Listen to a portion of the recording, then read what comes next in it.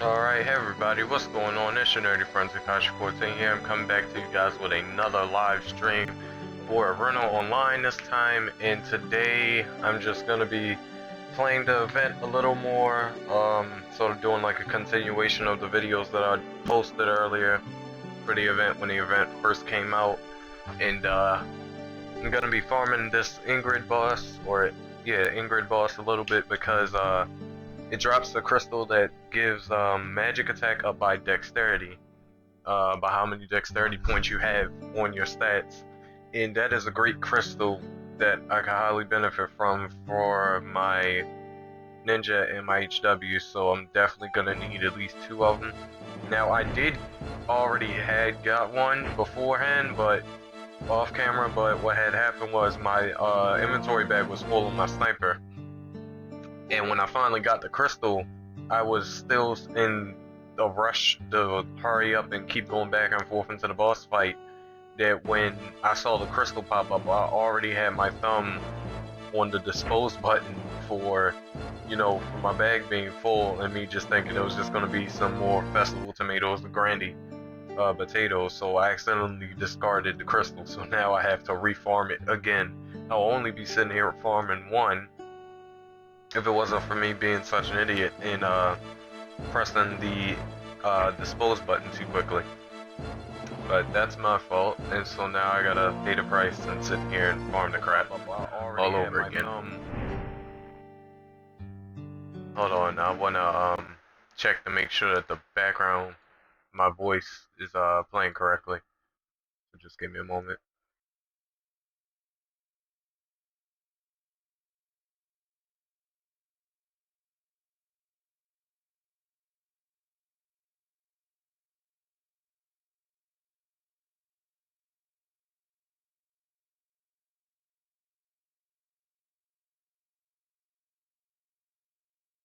Why are you saying encoding overloaded? Why?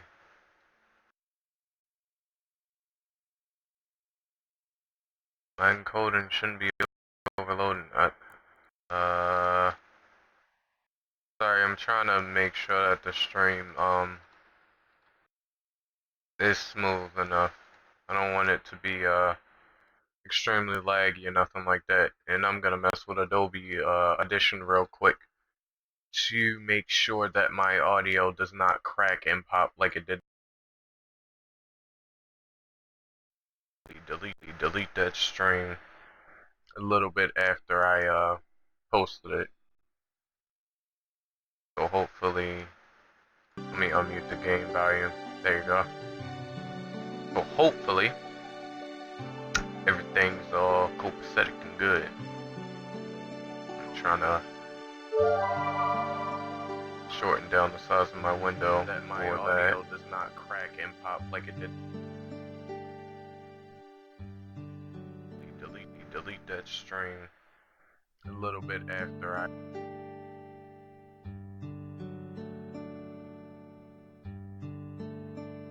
Alright. Alright, back to the game. Sorry, I'm just trying to make sure that everything is as good as I can get it, because I mean, I got the best hardware. I'm trying to work with what I got, so I want it to be as best as possible. But yeah, I'm definitely gonna have to farm him. Hopefully, I won't be sitting here for an entire hour farming for him, considering he only drops 3 items, which is this crystal and the 2 common drops. So it shouldn't take long for me to re-get his crystal again. It shouldn't take long, or hopefully it won't.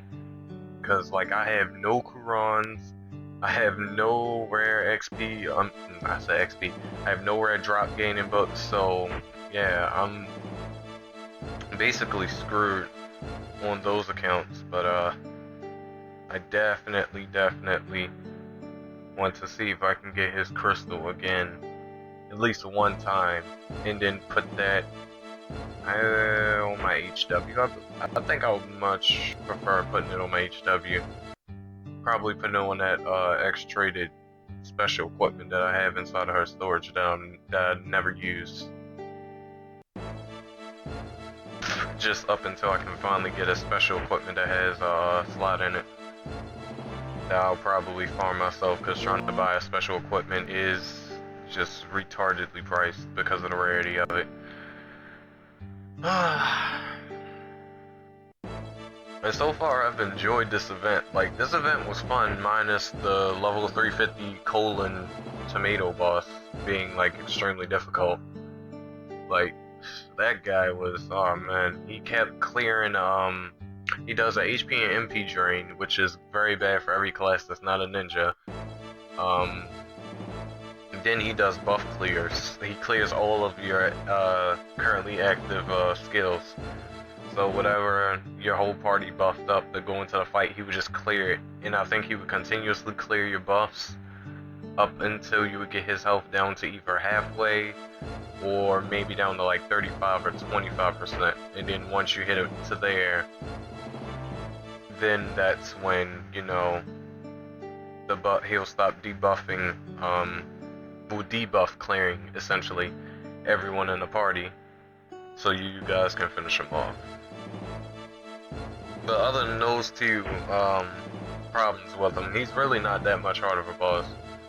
And he has a very, very high HP pool, so if you don't have a party that can do a lot of damage, and I would say at least 100 or at least 50k per hit, then yeah, it's gonna take a very long time like it did for me. Like for my, oh boy, I zoomed in when I was hitting frickin' Eason. Like for me, when I was doing it on my sniper, I only do like a max of like 50 to 60k crossfire. So, I mean, that's decent enough, but for him it wasn't so much decent because he had a lot of HP, so it took us a very long time to kill him.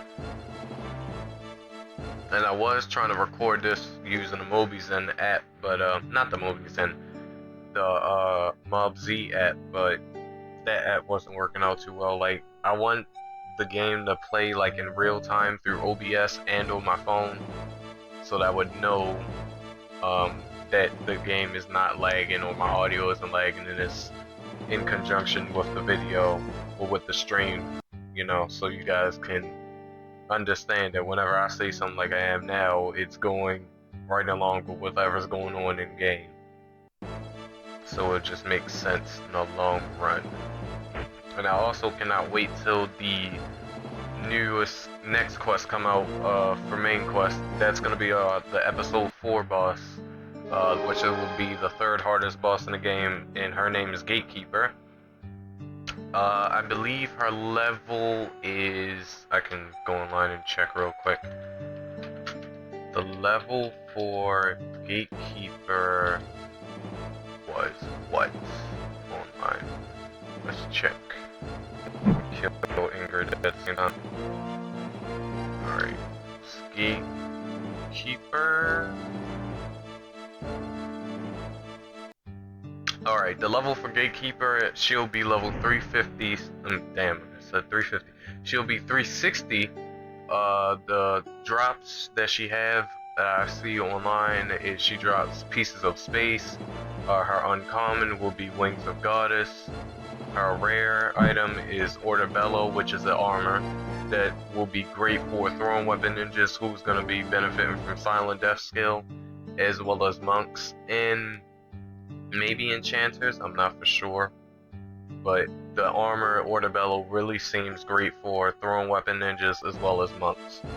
So if you're looking for a good armor, Ortobello is the next good armor, that's attack armor that's coming out. She also drops an AI crystal from the looks of it, and her attributes are none. She starts off as neutral when she's at 100% health. When you take it down to 50, her attribute changes from neutral to darkness, and then when you bring it down to 25, it changes from darkness to light. So generally her weakness will be neutral first, and then when you get it to half health, when she changed to dark element, you switch to light element weapons, and then when you bring her health down to 25% HP and she goes light element, then you guys switch to dark element.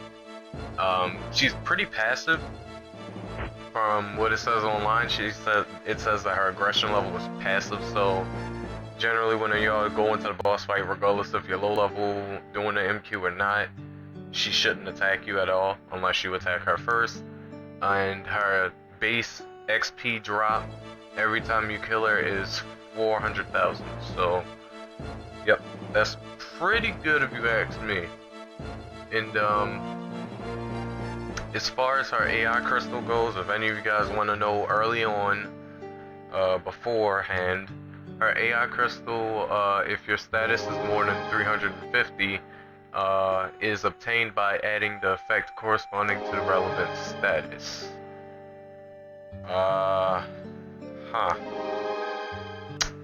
Don't know what none of that means. Well, let me think. Let's see. Hold on, because my Eason ran out. Oh, no more attacked him, and he killed him. If your status and effect. So I'm guessing it's either gonna add some type of buff to whatever statuses you have that level is over 350. I'm guessing it'll increase your attack, maybe something like that, or your defense, depending on what stat you have that's level 350 or above. I'm guessing it does that. I'm not for sure or not though. It seems like it. That's what is, from what I'm trying to explain to you guys, that's what it's gonna do when it comes out, when that AI crystal comes out.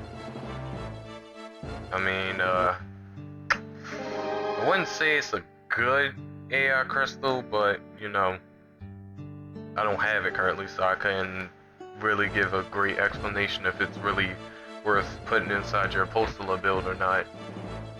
But from what it's reading on screen, doesn't seem all that.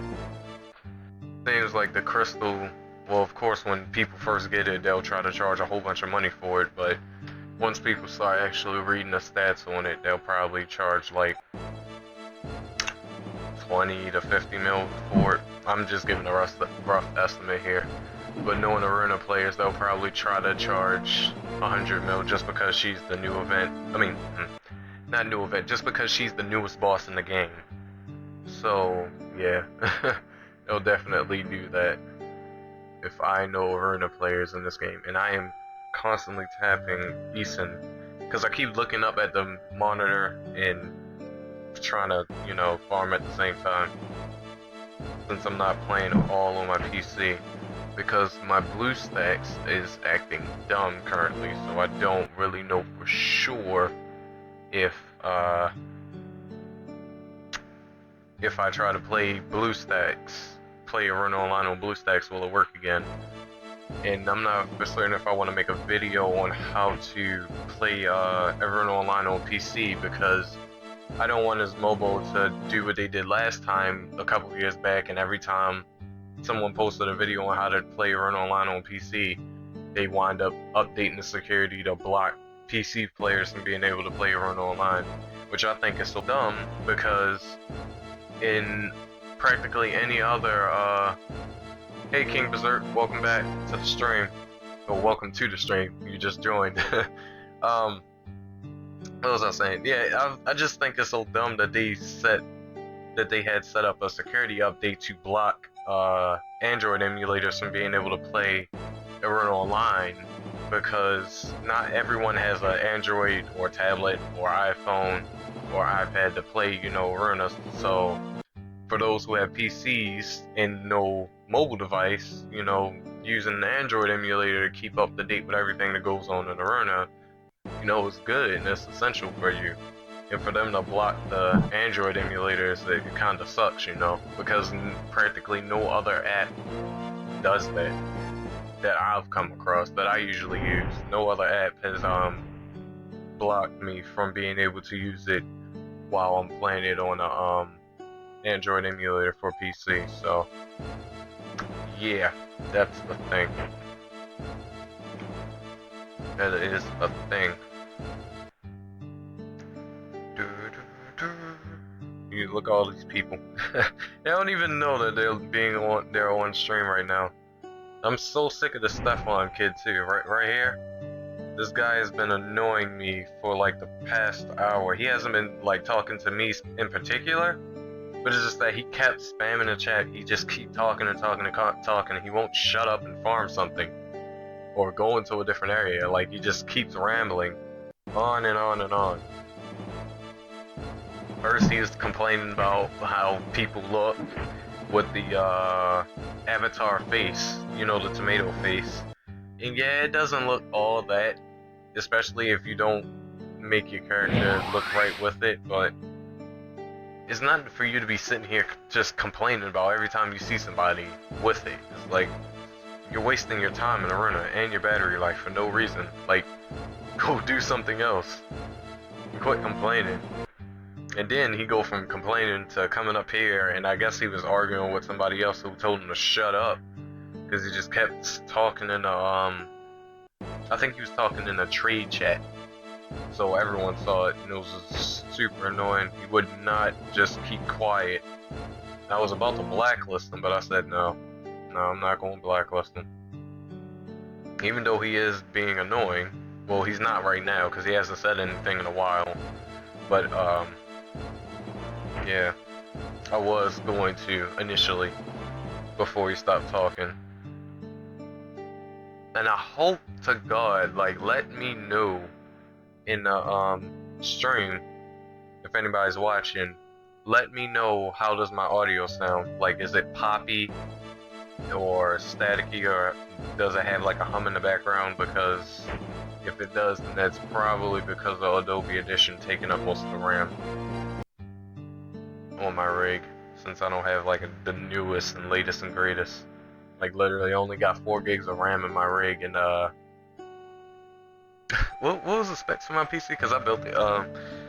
I did have 8 gigs of RAM in my rig, but for some reason my motherboard started acting retarded, and it wouldn't boot up with 8 gigs of RAM. It wouldn't boot up with 4 sticks of RAM inside of it, so I took out 2, and it booted up, and it was working fine. But every time I tried to do it with a all 4, it would not boot up at all. So that's definitely telling me and letting me know that I need an indefinite hardware upgrade. How do I pronounce your name? Sunil? Sunil? Sunil Singh? Yeah, I'm guessing it's like, that's how you pronounce it. Welcome to the stream, Sunil Singh. Hopefully I'm not just destroying your name, because I have no idea how to pronounce it. I have no idea how to pronounce it. I believe it's Sunil though. I believe it is, unless like the N is silent on your name. I don't know. It's a very interesting username though. Very interesting.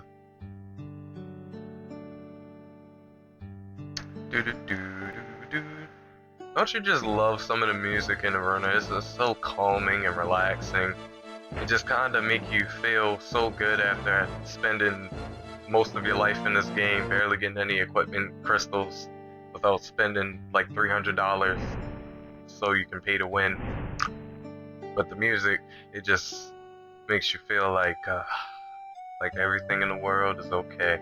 When you know full well it's not.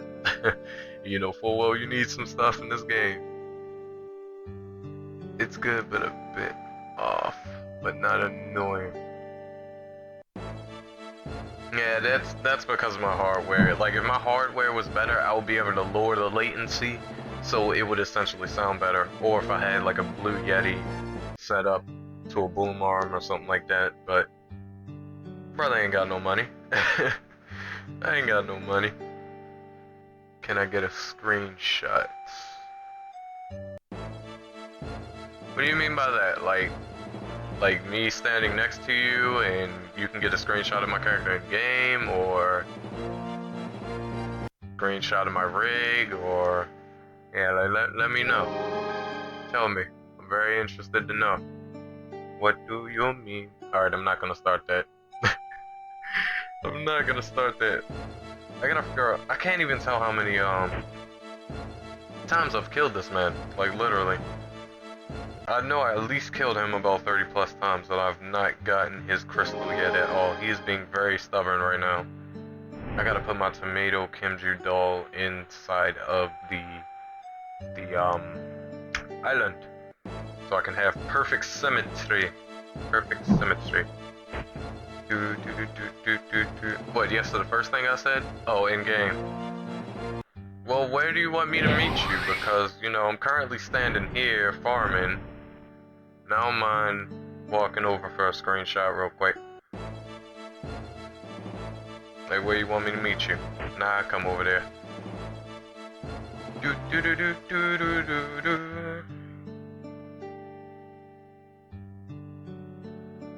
Let's see here. Do I got... I put the Halloween, maid outfit that I had inside of my storage. You know what this mobile needs to do besides, fix the sniper class's defense and survivability overall to make them better at surviving so they can be able to tank more mobs easily? They need to, implement some type of way to, what was I thinking? To implement some type of way to sell the stupid avatar items you get that you don't want no more. That's extra, but you can't sell them to the NPCs. It just seems so stupid to me. Excuse me. I'm in Specca standing next to Emmy? Gray? I haven't. That must be a player name, because I have oh, I know what you mean. You're in Draftberg. Okay. Okay. It took me a second. Alright, I'm on my ways. Just uno momento. Let me, I'm gonna be lazy here. Let me see, talk to oh no, I don't even gotta talk to him. I can do this.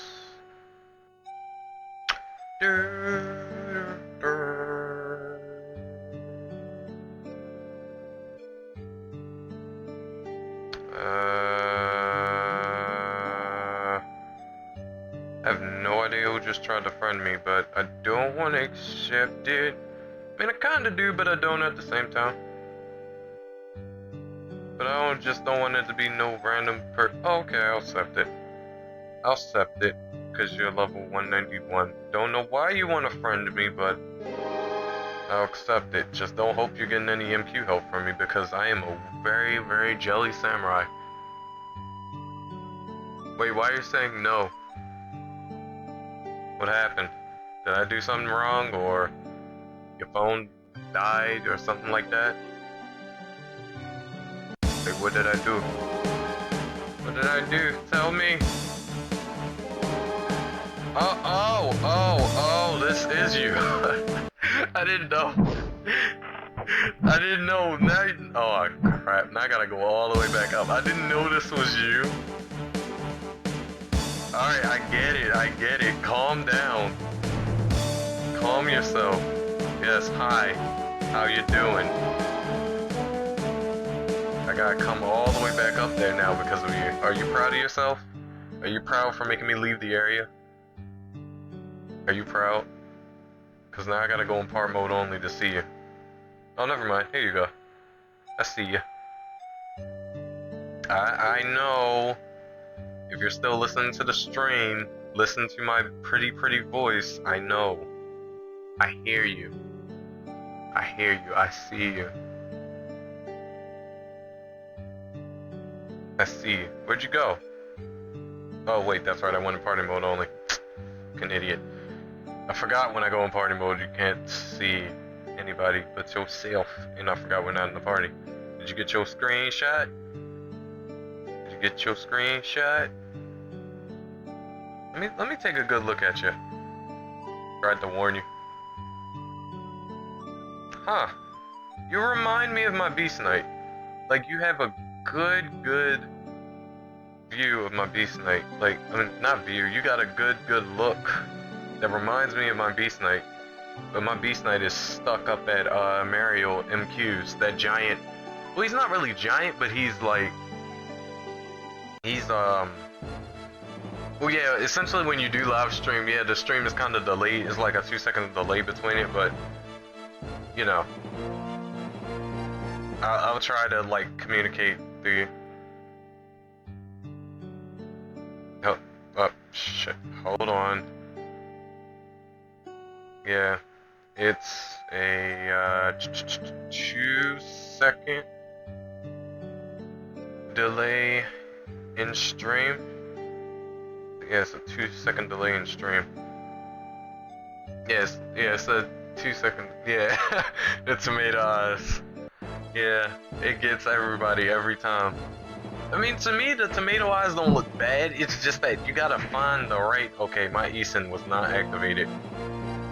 Jesus Christ, man, how much pally damage, guardian damage did you do? Oh, you did 9k. That's cool. That's cool beans.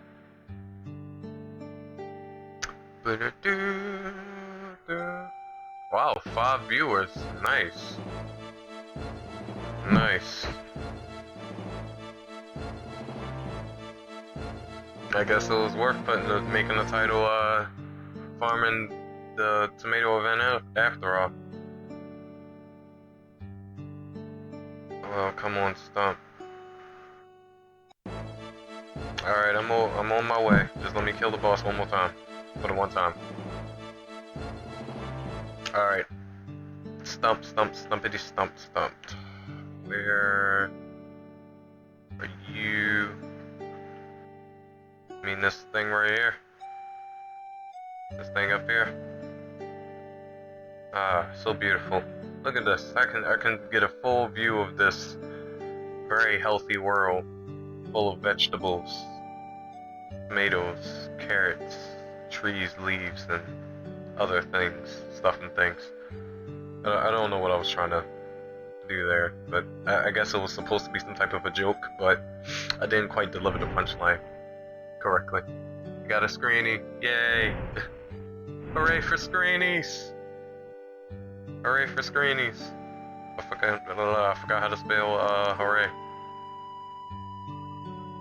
For screenies. For screeny.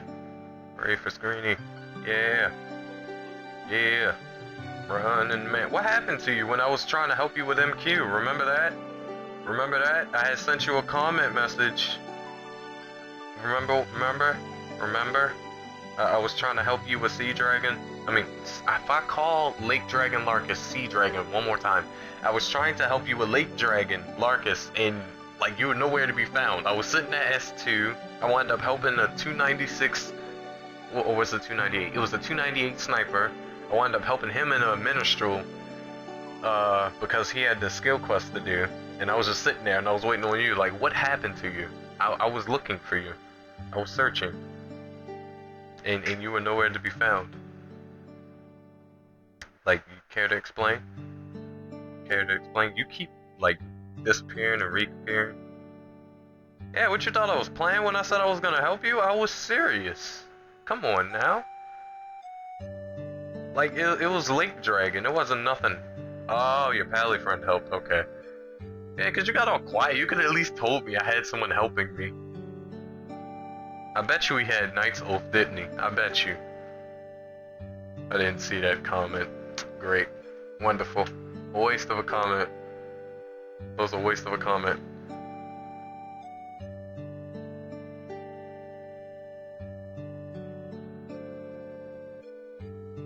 That was a waste of a comment. It's all good though. It's all good though. Alright, so if we go and just stand here and talk on the stump, I want to get back to killing this thing, but you can come with me though. I mean, you can stand here. You can stand here and bask in the glory of vegetable land. Or we could go and farm and maybe get this crystal. And you know what I want to know? I really want to know why they're charging about 25 to 30 mil for this crystal. It's a good crystal, no doubt, but why the high price, bro? Why the high price?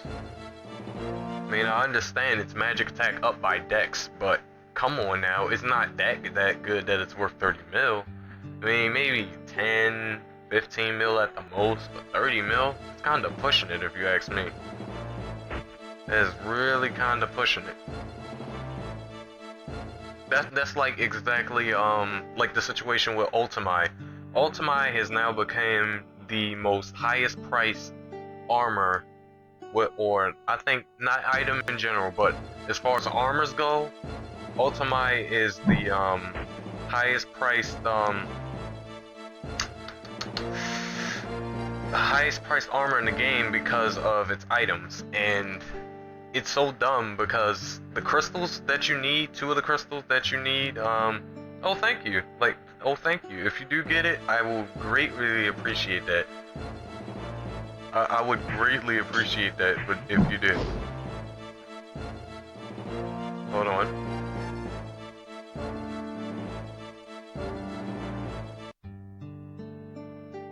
If you do. Bam. Like, what was I saying? Oh yeah, I was talking about Ultimai, but yeah, it's like the 2 crystals that you need to upgrade Ultimai from Mark 1 to Mark 2, you need Almus's crystal and you need Rhydon's crystal. Now Rhydon, we all know Rhydon, most of us do anyway. He was one of the first hardest bosses in the game. He does a lot. His crystal is rare, yes it is, but it's not worth 200 mil. And for me, it's not even worth 100 mil. For me, his crystal is only worth 50, and the reason why I say, personally, it's worth 50 is because status-wise, it's not all worth it. Like, you get a tiny, and I mean tiny, you get a 7% critical damage increase, plus an attack plus 6% when you put it on an additional, which isn't all that for me by a long shot. Like, I'd much rather grab Vita for about 30-40 mil, put that on an additional, and just rock with that. But it, you know, it has attack plus 6 on it percent when you put it on an additional, and then it gives a debuff, which is MP cost plus 10, which to most classes, especially melee classes, that is a really bad debuff to have, since depending on your class, you'll burn up more MP than others. Like, for instance, my samurai, his paladin, gladiators, beast knights, snipers, my sniper, all those classes, they burn up just... I have a whole bunch of festival tomatoes, so I don't really need to farm them. I mean, I am farming them, but I'm not farming them at the same time. Because I don't really need them for anything besides just putting more crap inside of my island.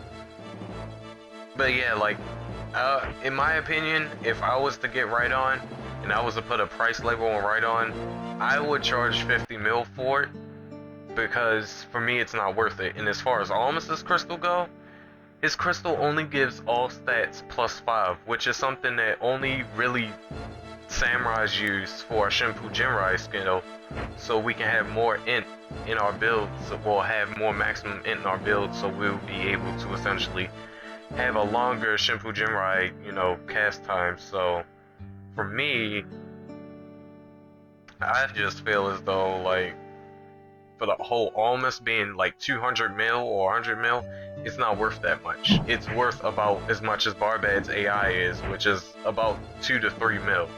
Maybe 1.5 mil if someone wants to be nice. But Almus's crystal is definitely not worth the price that it is. I don't care how rare of a drop it is to get, like, it's definitely not worth that high price label that got set on it. Like, because before Ultimate Mark II even came out and more people started to realize the stats of Ultimate Mark II, which by the way is not all that when you upgrade to the Mark II, especially if you're a melee class, because if you're a melee class, you don't even start benefiting from some of the attack buffs that yeah, you can get them swords 4s as well, or Vespil, and get Vespil with int plus 7, or Vespil with magic with MP plus 30%, I believe. And yeah, that crystal is overpriced too, and I don't understand it.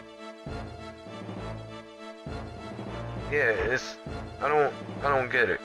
Like, I mean, come on now, Dim Sword, literally Dim Sword and almost has the same stats. Well, just almost has one more stat above Dim Sword Mark IV, but yet Dim Sword costs hundreds of mil cheaper than Almost does, and it doesn't make any sense to me. It's like, I don't care how hard that crystal is to farm, it's not worth the price label that y'all putting on it. Y'all don't understand, y'all charging people 400, what was it? It was approximately about 408 to 10, 408 to 10 mil just to make Ultimate Mark II if you buy the parts from players. Because that uncommon that you gotta get from Iruna Mark II, I believe, that cost about a mil or so. Then you got Almus's Crystal, which costs 200k, and then you have Rhydon's, which costs, I mean, not 200k, it's 200 mil. Then you have Rhydon's Crystal, which costs 200 mil.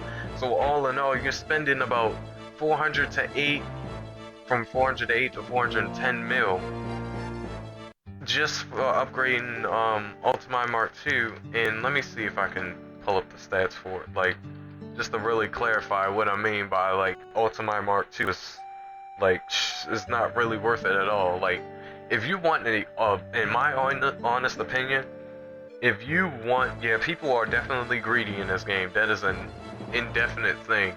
People are very greedy in this game, and I spelled Ultimate wrong. But in my honest opinion, if you want a good attack armor, I would suggest getting Era. Just getting Era and up Era, because stat-wise, between Era and Ultimate, Era ultimately beats Ultimate damage-wise. Like, it just blows Ultimate out of the water. You get, when you upgrade Era to Mark III, you get like 20+% attack up, then you get plus 24% critical rate, which is way more that you get from Rhydon's Crystal alone, and that's way more critical damage that you get from Ultimate even when you upgrade Ultimate to Mark II or Mark III. So, you know, if I was to be choosing a good endgame armor for melee wise, so like for my Beast Knight or for my Samurai, I would definitely choose Era over Ultimate any day, simply because just Ultimate Mark II costs too much. You gotta spend too much just to upgrade it to Mark II. And I got the stats of Ultimate Mark II right here, and it is attack plus 3%, magic attack plus 10%, critical up, 0.5 skill delay. That's another problem I have with it. Alright, for as mobile wise, like, for the game developers wise, if you're gonna make Ultimate and make Ultimate a Mark II version, if you're gonna make Ultimate a Mark II version, why not have the Mark II version have skill delay minus 1 second, and then Mark III 1.5 like all the rest of the skill delay armors is in the game? Why does Ultimate in particular have to have really high magic attack for no reason? It has a good, Ultimate has like a sort of like a decent balance between magic attack and normal attack, kind of like how Orbello does. But oh wait, hold on, because I'm ranting and Wild is chatting. He said, how do I feel about Rhydon? As far as I feel about Rhydon, it's more so worth farming by yourself or with a party rather than getting as a or buying, I should say. It's more worth it to just farm it, because if you try to buy it from somebody, chances are you're not gonna get it for no cheaper than maybe 170 mil or 150 mil, depending on how nice that person wants to be, because mostly everybody is money hungry in this game, because since this game is not like Warframe and there's not this one mission where you can go run and get tons of money, you know, it's so hard to make money in this game. Like, this game is like a perfect representation of real life. You gotta make it how you make it in this game. Like, this game is not one of those RPG games where you can go in and play. Yeah, I'm talking about Rhydon. I'm talking about Rhydon. I'm talking about Rhydon. But yeah, this game is like, as far as like leveling and speed wise, it's not. I mean, it's not. It's really hard to, you know, level up and get money in this game. It's not easy like how it is in other RPG games. Like literally, for instance, I just started playing Warframe a couple months ago. For all the Warframe viewers who comes to my channel to watch Warframe from time to time when I do live streams for that game, I've been playing that game for a couple months. When I started, within 2 weeks of the game, I already had 3 Warframes and at least 7 weapons. That's way more than I can say for my 2 weeks that I first spent during the beta, that I spent for the beta in Iruna. That's, has right on. Yeah, I know when I usually say right on, it sounds like I'm saying right on, but I'm saying right on, or right on. I should put more of the T in it. Yeah, it's how I sound, yeah. Yeah, I should say right on, but I'm so used to pronouncing stuff in this game my own way, you know, from when me and my little brother talk about this game. But yeah, like in Warframe, it took me 2 weeks to essentially get good in that game and get more characters and weapons and stuff. And the game was very fluent. The game has excellent tutorials on how to teach you how to use the movement mechanics to your advantage, what frames could suit you best and all that, what weapons work best against what certain mobs and what doesn't. You know, Warframe just is a perfect representation of how a free-to-play RPG game is supposed to be, but Iruna is just like, it shows how much a RPG game can turn from free-to-play to pay-to-win. Like, all the, yeah, Raiton, I should say, yeah, Raiton, like that, or Raton, it's gonna take some used to saying his name correctly, like, I'm so used to saying right on, you know, but it's like, this game, for Iruna, is like, you spend most of your time and money you just be wasting it, you just be wasting it. Like, you be stressing and struggling, especially if you're a new player and you don't have any idea about anything that goes on in this game. You don't know how to level anything. This game is very hard for you, essentially, and you just be sitting struggling trying to figure out how can you try to make yourself high level and how can you try to get yourself equipment and stuff. And you gotta search up everything for this game. This game doesn't have like specific tutorials on where to get stuff. They don't even, the game developers, as far as I know, doesn't even have a official website that they made showing pictures of every boss in the game, showing all the crystals and all the items in this game. As far as I know, they don't have like an official website or official wiki that shows everything for you, that you can just go on and figure out what's the correct stat build for each class and all that. Like, everything is like player based. It's like when you play this game, it's like every players have to teach players how to play this game. It's not like, okay, is mobile teach us how to play it and then we help out the players. It's like the game developers made the game, was like, here you go, y'all gotta figure out how to play this game and how to win. And then everything in the coin shop is practically lottery based, and it costs so much, like for no reason. It costs $10 just to get a Stealthies book, just to fix your stats. Like, really, $10 just to fix my stats? In other RPG games, if I screwed up my stats, I can just, no matter what level I am, I can just clear my stats and reset them for free multiple times. No, in this game, they wait till 2016 to decide, oh, we're gonna allow you to revise your stats just as many times as you want to, as long as you're level 50 and under. No one ain't trying to stay level 50 and under to test out all these different stat builds when they trying to become a tier 3 or tier 4 class, you know. And I hope I didn't hit my mic just now because my thumb like bumped up against it. But no one's trying to, you know, stay so low level just so they can keep on freely resetting their stats. And don't nobody want to pay $10 constantly neither whenever they waste stats, trying to create all these different stat builds to try to match what they want.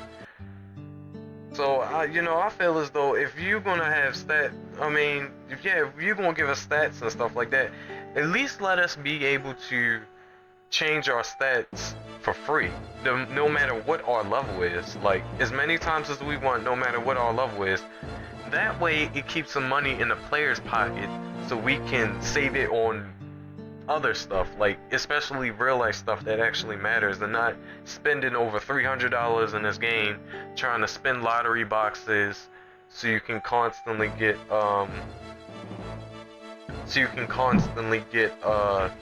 try to get XP gaining books or drop rate gaining books, because that's just too much as well. Like, I shouldn't have to waste almost $400 or half $1,000 just to get the XP good books or the lottery books. Hold on a minute.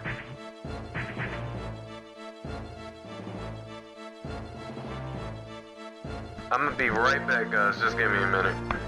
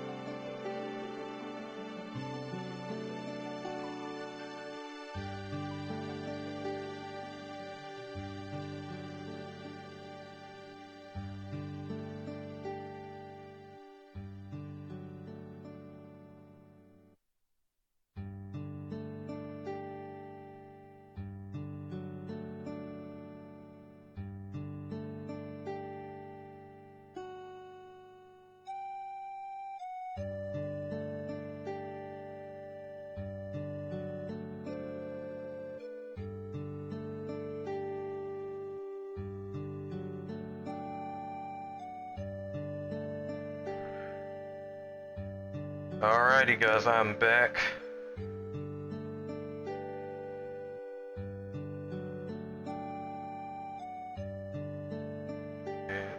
Me.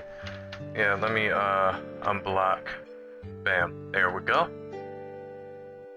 I remember SpongeBob when you said 40 years later. Oh, you was talking about me. I'm sorry guys. I am so sorry.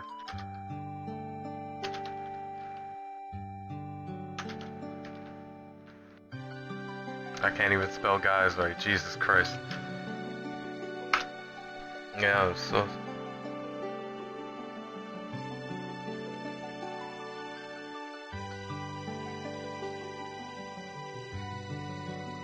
Yeah, guys, I am so sorry. I completely, from sitting there talking to Mom, I've completely forgot what I was ranting. Well, I remember part of what I was ranting about. I do remember ranting about Right On and Ultimate being overpriced and it's better to get Era and stuff. I can't remember what I was talking about after that.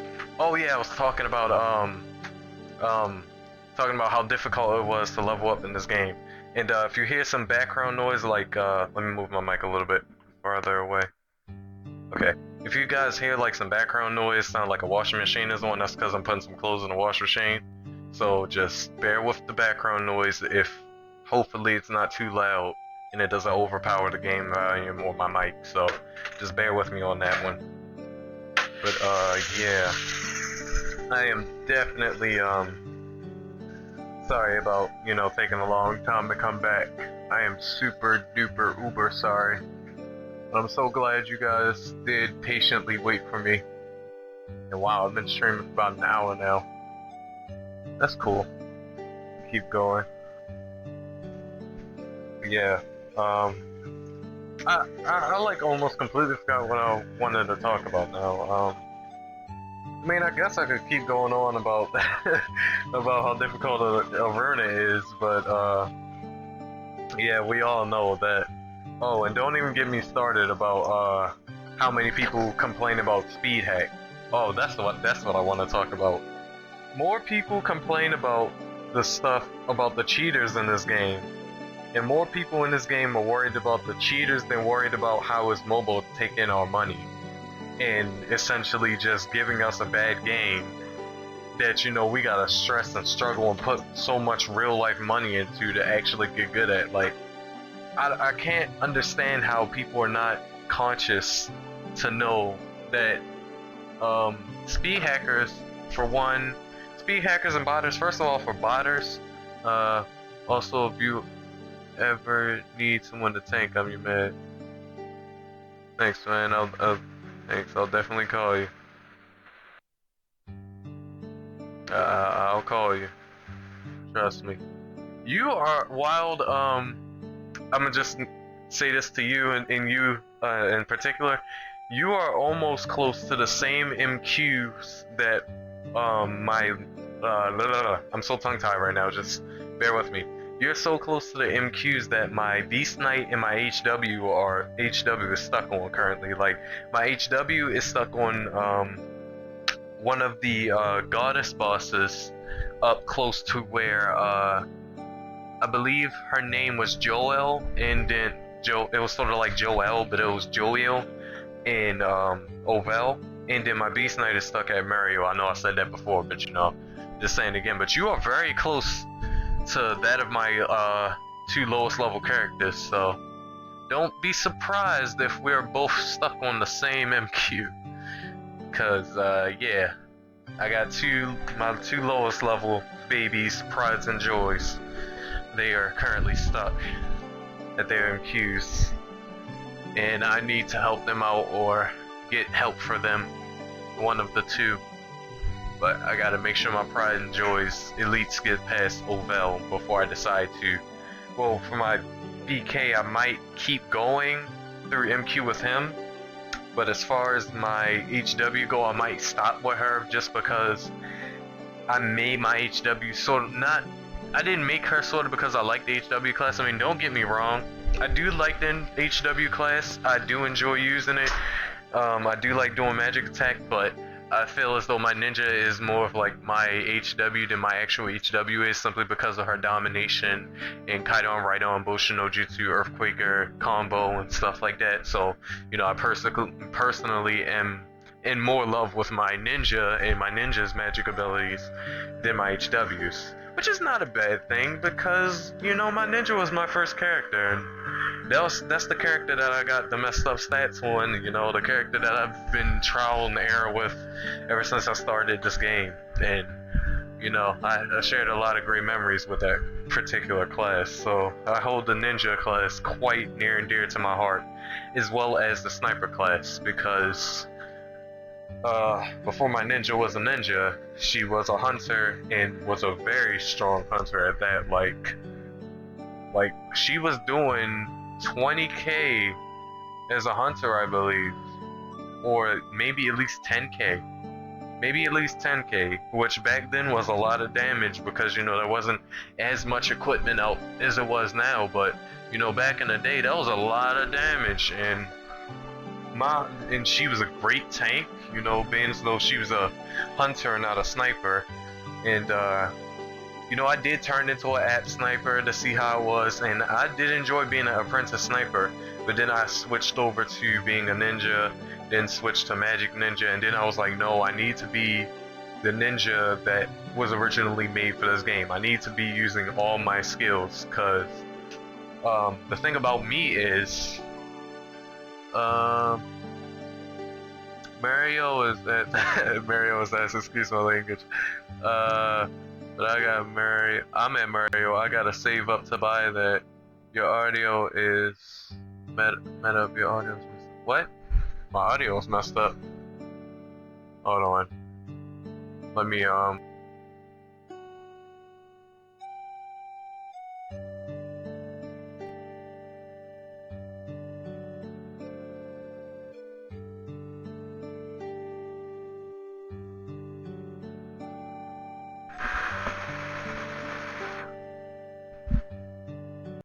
Ooh, I don't want to quit out of Adobe Edition. Hold on. I'm trying to make sure that my audio is...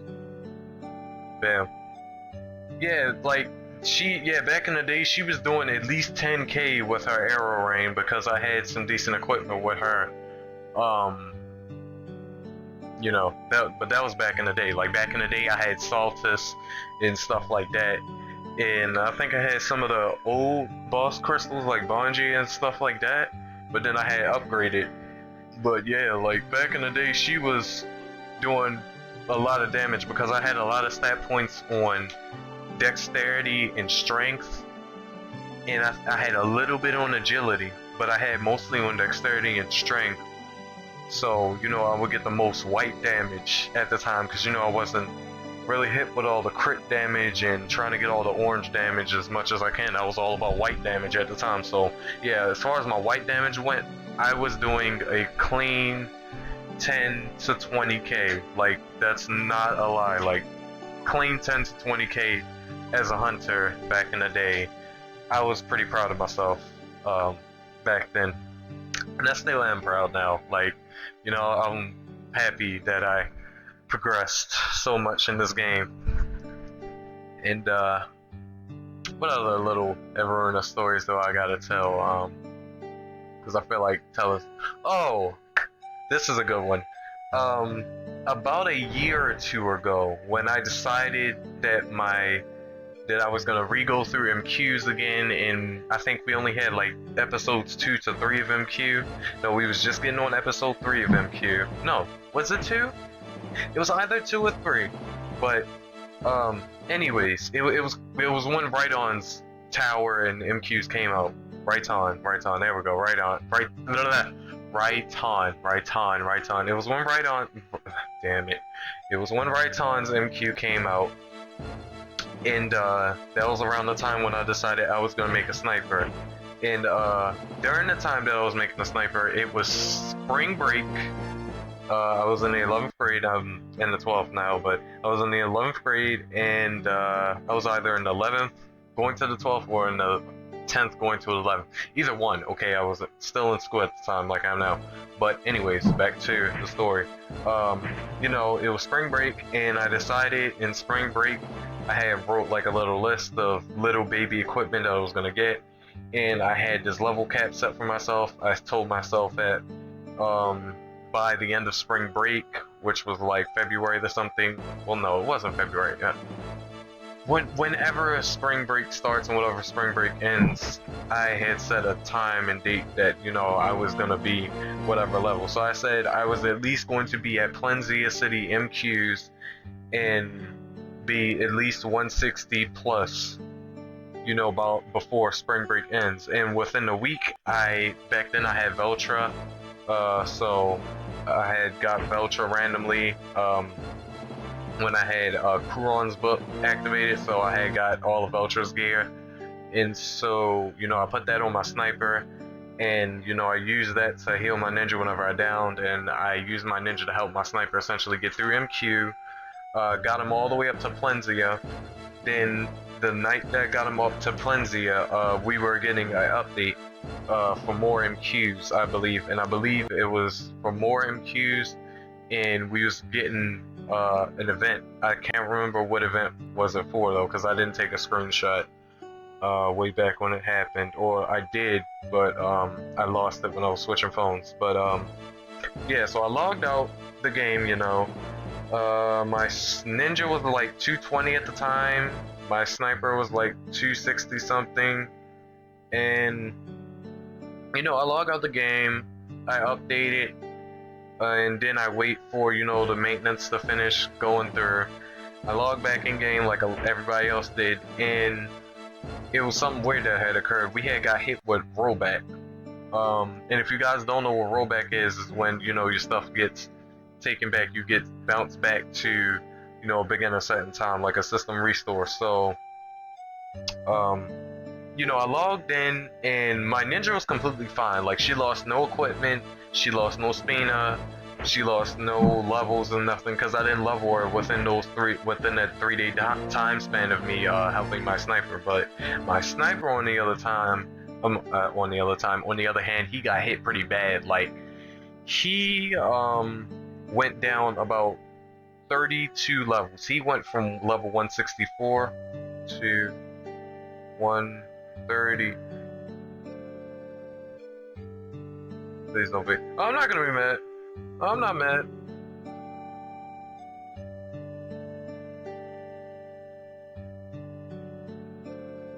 I'm not mad. I always need MP heals, so, you know, I'm definitely not mad. Yeah, but what was I saying? Oh yeah, but I was so pissed because when I looked at my sniper, I was like, all my hard work, just like the last day out of the 3 days that rollback took away all of people's levels, equipments, and stuff like that. Like, in those 3 days, I had, on the last day, the night before the update, I had got my sniper from Port Spargus all the way up to Plenzia. Like, I kept rushing like a set of cities every day, and when I saw my sniper's level, I was so hurt, man. Like, it was devastating to me. Like, I was like, wow, I just lost 32 levels. I got turned back into apprentice sniper. Got back stuck in some of the skill quests that I was, you know, I had already had beat before. And it rolled back my main quest from Plenzia all the way back down to Port Spargus, where I first started that day. So, you know, I was devastated. I didn't lose no equipment, nothing like that, but as far as levels go, I lost levels and I was so hurt. So, you know, I sent a ticket to Osmobo, and they knew the problem because they said some kind of way they got hacked during the update, and somebody started deleting data off the cloud server. And of course, knowing Iruna players, every Iruna player blames speed hackers. They like, oh, because so many people were speed hacking, you know, the game servers was lagging. It's not our fault, for one, that Osmobo have potato game servers, okay? Like, they got some really cheap game servers going on if you can't handle a little speed hack. But anyways, you know, everybody was blaming speed hackers, and essentially, if you had any sense in your mind, you could immediately tell that no, you can't possibly get rollback from a speed hacker, because that was the case. And every time someone speed hacks in this game, a rollback would always happen. But I knew someone had to have like, um, someone had to have hacked some kind of way, got into his mobile's game servers, um, you know, and you essentially start deleting data, maybe because they was mad because his mobile overpriced stuff and stuff like that. Oh, I didn't know Toram and Avabel got hit with it as well. I didn't know Toram and Avabel Online got hit with it as well. Huh. Wow. I thought Iruna was the only game that got hit with it, because after Iruna got hit with it, we lost 600. Back then the game was a bit more popular. We lost like 600k players. Like, some of my friends and guild members included, they just quit the game. They was just like, no, I'm not dealing with this no more. Like, I can't take it, and they just quit the game. But I didn't know Toram and Avabel got hit with it. But yeah, I was so devastated when it happened to me in Iruna personally, and I was about ready to quit, like myself. Like, I was on the borderline between staying in the game and hoping and praying that some kind of ways mobile fixes the problem, and then I was at another point in my mind where I was like, bro, you might as well just quit. Like, it's over. You're not gonna get your levels back. They deleted it off the cloud servers. What can you do? Yeah, I know both the Toram and Avabel run by his mobile, but I didn't know that when Iruna got hit with the rollback, I didn't know that those games got hit as well, because back then I didn't really care about those games. Like, Iruna was my life. As far as mobile games go, like, Iruna was by far my most best. Iruna was my most played mobile game, for phones. Like, that was my most played, but yeah, but when that rollback happened, I was just hurt. And I waited a couple days to see if they fixed it. They ended up fixing it, and my sniper got his level back and his stats back, and he got all his stuff back. But the only thing they was not able to recover, I don't know how they wasn't able to recover this. They wasn't able to recover the main quest that you were on prior to when someone's messing with wild in the normal area, but they wasn't able to recover the main quest that you had completed prior to before that update. So, whatever MQ you was at before that update had occurred, you were no longer at that MQ. You was at whatever MQ that you that the rollback had took you back to. So, my sniper got ended up taken back to Port Spargus. So I ended up having to re-level him from Port Spargus. Well, at the time, after I don't know what I'm saying. Oh god. Yeah, but since he was 164, because they restored his level, but they not his MQ, I had to re-go through Port Spargus MQs. And about time I got him back up to Plenzy, he was 180, or between 180 or 170 at Plenzy MQs up at Raiton. So after I got Raiton killed, and I gotta get used to saying Raiton. But after I got Raiton killed, and I started going to Alta Village MQs, I started to see that my sniper got higher level faster than my ninja did because of the rollback. So rollback for me, it was a very bad experience. But the good thing that did come out of rollback was I was able to make, for free, I was able to make my sniper 20 levels higher than my first character was, which for me, I was pretty psyched about it. I was pretty hyped, because I was like, yes, like, I got my sniper to surpass my ninja in levels. I'm doing something right, even though it was all rollback's fault that I did get him surpassed. Because trust me, if rollback never happened, my sniper would be level 240 plus, along with my samurai and ninja. Hold on, Wild is saying something in the chat. Let me read it very quick for you guys. Hold on, because I'm trying to... Also, any ult you make can kill a boss. So you're 140 probably. I don't, but I know I can get you 130 plus. Yeah, that's pretty much true. But yeah, like I was hyped, and you know, because of rollback, even though it was a bad thing that happened, the good thing that came out of it was my sniper got higher level than my ninja, essentially, than my first character. So I was just ecstatic, and I was able to get his first AO early on, in instead of, you know, getting my ninja's domination early on, which is good. Um, I'm gonna take a second because I got a really bad feeling my audio was lagging, like from my voice. So I'm gonna mute like the game audio, because if I try to play back the audio through my headset from my PC, it's gonna pick up through desktop audio. So I'm gonna mute the game audio really quickly to play back sort of my audio for the game. Let's just see through.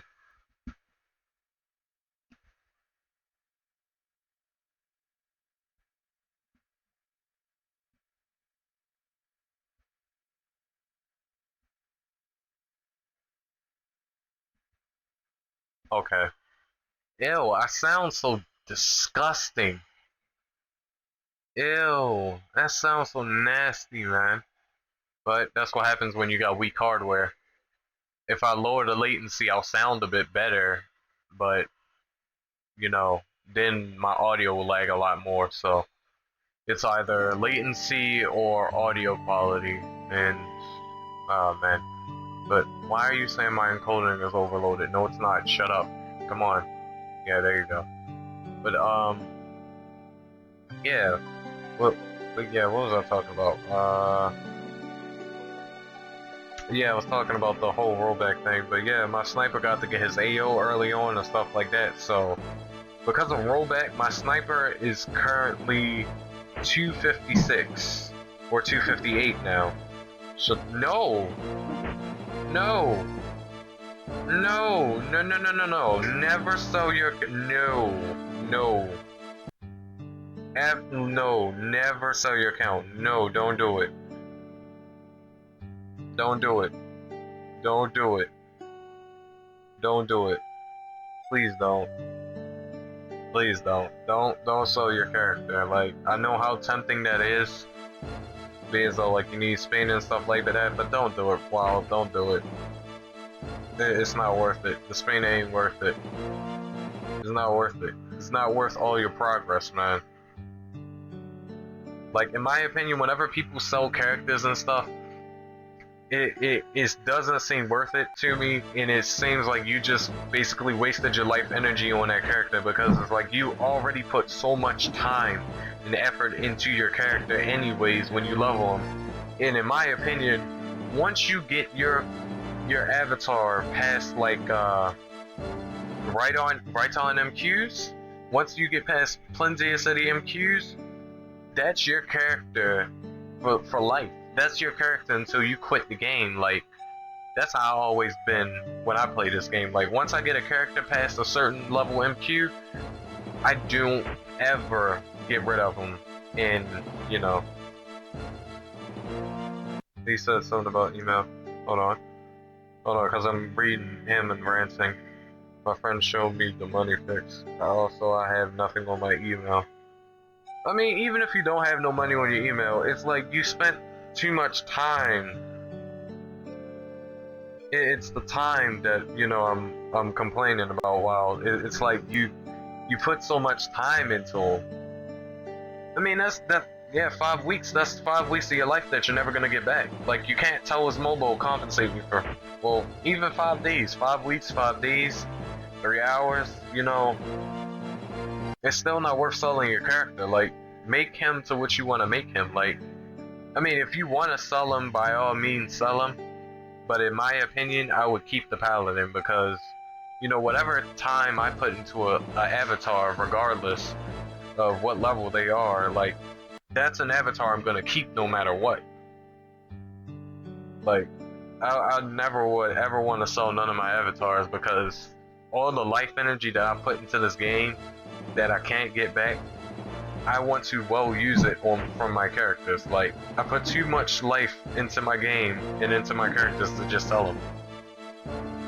And in my case, I used all my emails, so even if I wanted to sell them, I couldn't, because I got personal stuff in my emails that, you know, I don't want no one else to have, just so they can have an Iruna Online character, because they are lazy and they don't feel like going through MQ again. Which, believe me, I know MQ is like the devil. It is so tedious to do MQ. It's not necessarily difficult at points and times, but it's more so tedious than anything. And you know, the go through MQ, because trust me, I hate it. Ever since I had that bet with me and my little brother had an argument slash bet a couple weeks back, which is what made me create my Beast Knight. Because believe me, I didn't have any intentions on making a 5th class. I did not have any intentions on making one more class. I was like, after Luca, after my HW, I was like, no more classes. Like, I cannot take going through about 300 plus MQs all over again.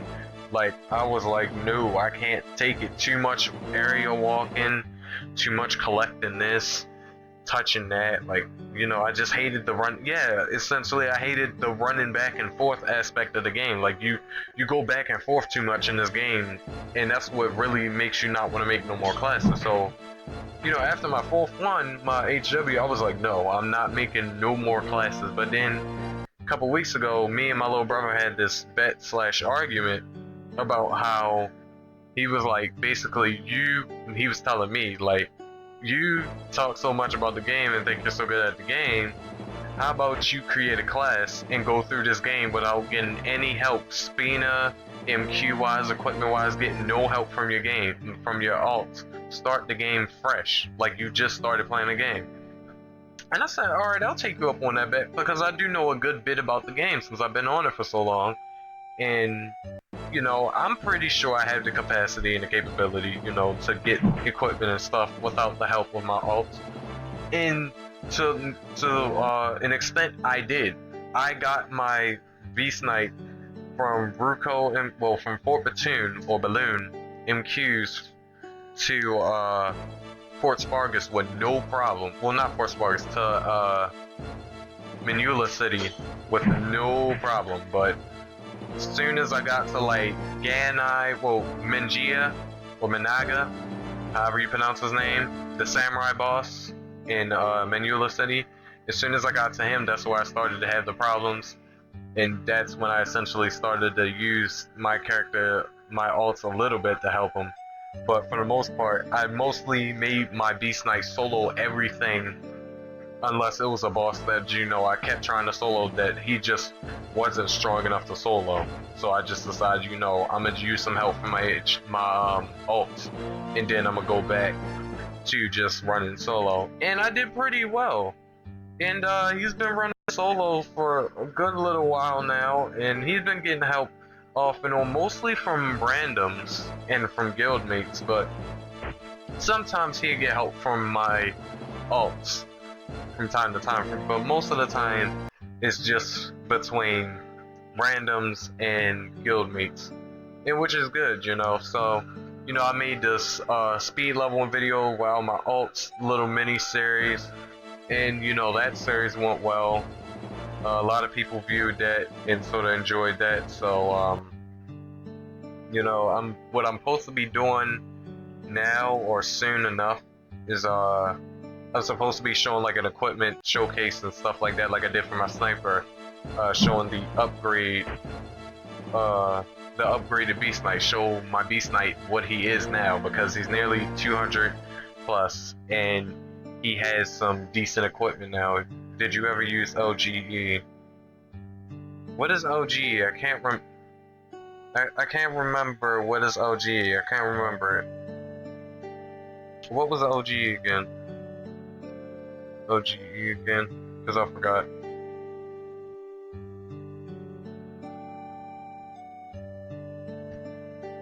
I remember the acronym, I just don't know what it fully means. I can't remember for the life of me what LGE means again. I don't remember what it means. I have no clue. Oh yeah. I use light green eggs. I know about that item. Very great item that assassins use a lot. But in my opinion, that should be in ninjas guides as well. Like, I don't know why light green eggs are only subjected to assassins. Yes, it helps assassins, but it helps ninjas too, especially when you're like doing MQ service, if you know someone's buying MQ service or you're selling it, or you're just generally helping someone for free. My headset is dying. Where's the charger? I like how it's just smoothly transitioned from light green eggs to my headset is dying, where's the charger? That was so perfect. That was such a smooth transition. But yeah, I use light green eggs. I have farmed a lot of them on my sniper, since my sniper is sort of like my go-to farming class, besides my HW, and you know, I give them to my ninja, because light green eggs are very beneficial, especially if you're soloing, because you know that whole auto revive after you down within that 10 seconds if you die, that is very good. That is very good. And it might, hold on, let me mute myself because I'm trying to plug up the charger to my headset.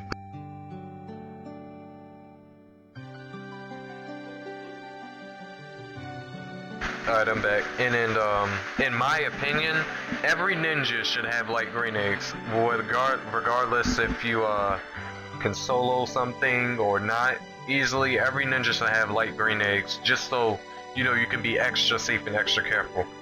Kill Altadora 200 plus times. I believe you told me this, and you never got in no titanium. Yeah, you told me this. Yeah, I remember. Yeah, I remember you telling me this.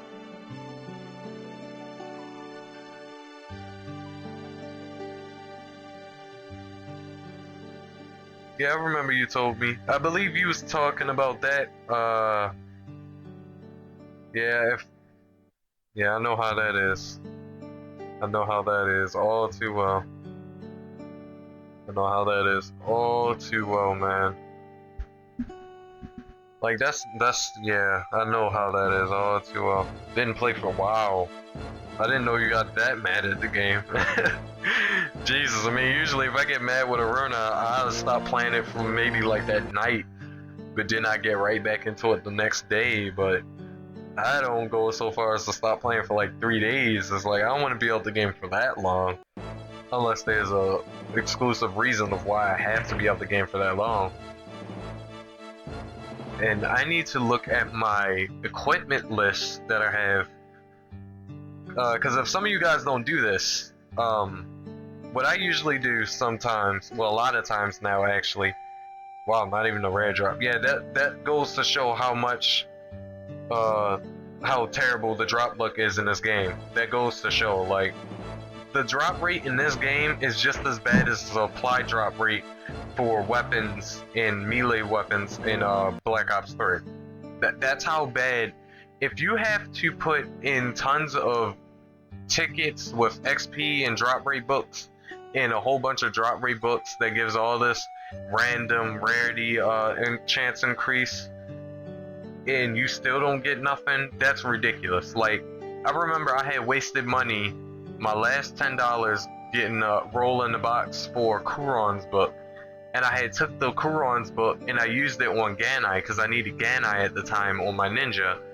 So I went to go farm Ganai, and I was farming with a party, you know, just like Wild was saying in the chat. You know, I was farming in a party, you know, to try to increase my luck as much as I can, and I never got it the whole 15 minutes, which, by the way, that's complete BS as well. Kuron's book, for it to be a 50% rare drop rate increase, it should not be it should not be less than, it shouldn't last, I need to say. It shouldn't last for 15 minutes. It should last for at least about 30 minutes. I mean, come on now. I just wasted money on that and just randomly got it. It's not like I was able to buy it straight out the shop. I randomly had to roll the box to get it. And for it to last for 15 minutes, like, that's retarded.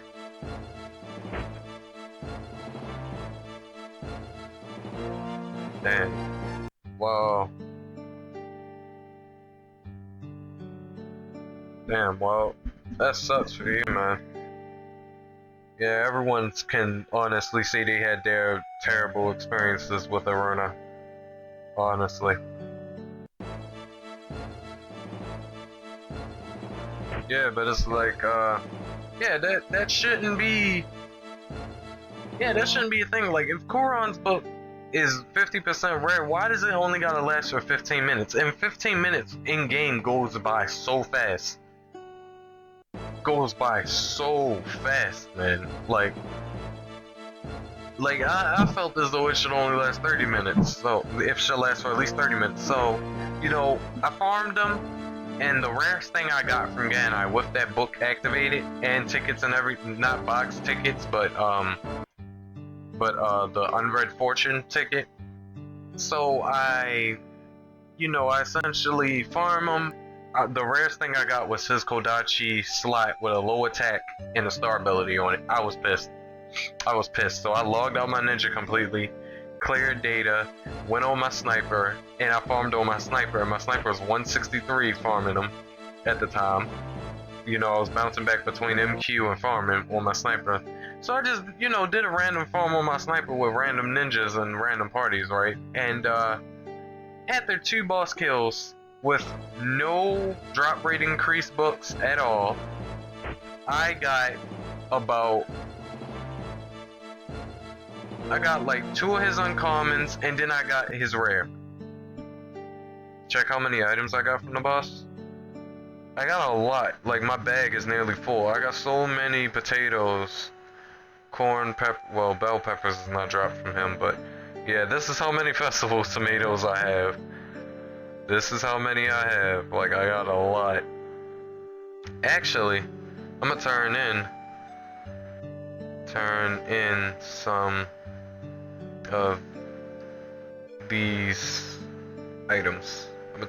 of these items. But yeah, like, I was so pissed because I was like, why when I go on my sniper, just by sheer luck, I get his crystal, but when I had the rare drop rate book increase on my ninja, it didn't drop for me at all. I had Kuron's book on my ninja, and then it didn't drop at all.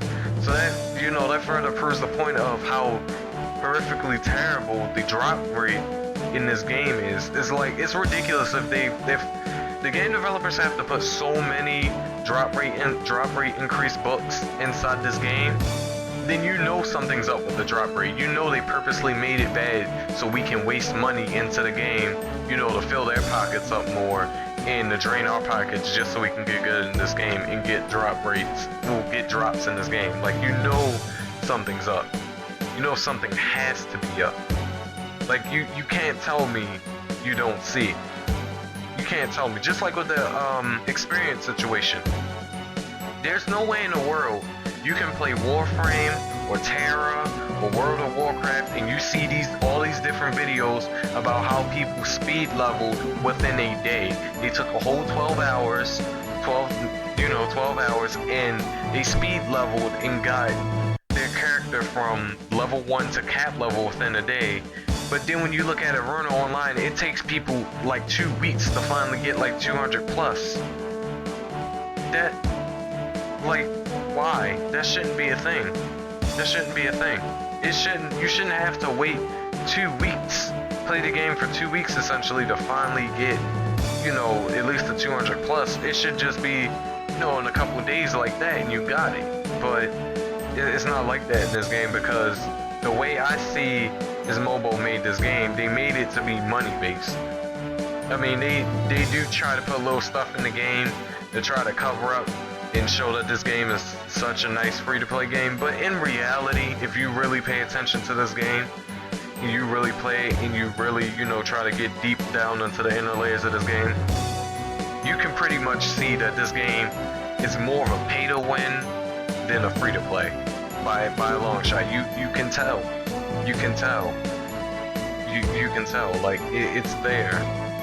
It's right in front of your eyes. Like, you can play this game for a couple of days and tell that this game it's not what it's all cracked up to be, and it's something up with the game. And it's like all everybody is worried about I'm so tongue-tied right now. All that everyone is worried about in this game is how can this mobile update their security system to get rid of hackers, speed hackers, which, by the way, if you have any sense to know, and if you have played any other games like Call of Duty or something like that where there's always been hackers in the game, in this particular game, since this is a very grindy game, there is no way in the world, okay? There's no way possible that they can upgrade the system, or upgrade the system to where though there will never be a hacker in this game, be a botter or speed hacker. There will always be a botter or a speed hacker in this game. There's just never not gonna be one. In my opinion, botters are not a problem because they don't affect the gameplay at all. Speed hackers, they lag up the service. Okay, we understand that fully, but botters, I guess people be mad at botters because people, you know, they set up AIs to control their character while they gone. But regardless if you're botting or if you're sitting here, you know, like I am right now, tapping everything on screen, you know, you're doing the same thing you would do if you set up a bot. So in reality, when you play the game, most of the time you can't tell who's really botting us, who's really, you know, actually sitting in the game unless they actually communicate with you. And I guess that's how, you know, people sort of like try to detect who's a botter or not. But really, you're gonna sit here and waste your time running around trying to figure out who's a botter? Who cares? Who cares if you're a botter or a speed hacker? You need to be worried about why is mobile taking so much money from the player base, but they not giving nothing back to the community to help out the game. You know, like, come on now.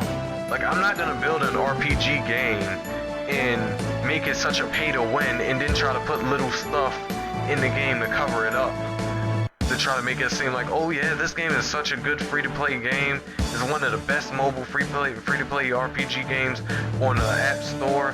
Download it now, play it now, you know, you can make friends. No, when you play this game as a new person, first of all, the player base itself, everybody is so ignorant into their self. Like, everybody just, it's like I said earlier in the stream, this game is like a perfect representation of real life. Everyone in this game just ignores each other and hates each other most of the time. And just for no reason, just because of the ways mobile built the game. Even though this game is cooperative based, like Warframe is, and Warframe is different.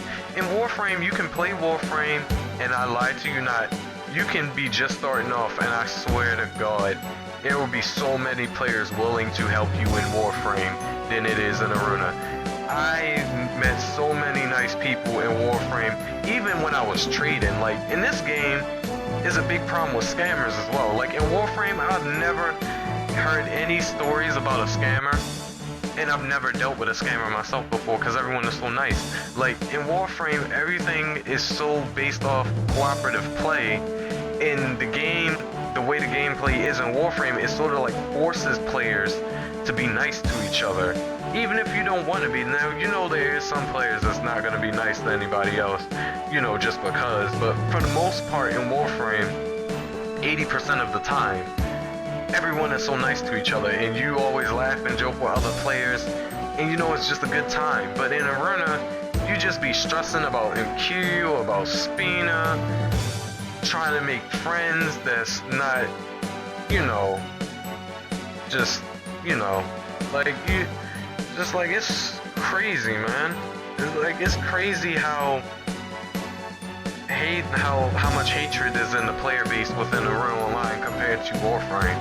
Like, isn't it, you know it's a problem if you can go to another game and see how there's so much more love between the players in another game than it is in this game. You know there's a problem. You know there's a problem with the game. There has to be. There has to be. Like, I feel as though they need to, hold on. Should I stay here and help your drop rate or watch your stream? Just stay tuned to the stream. Just stay, to the stream and recharge your phone.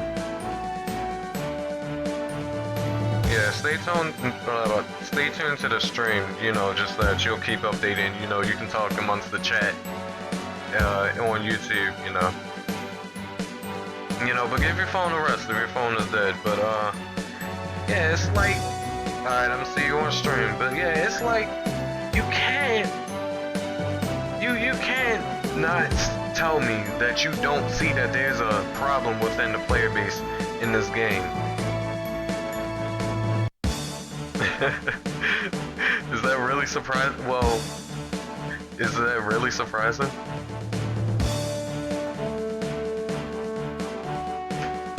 Is it really surprising? I spelled surprising wrong.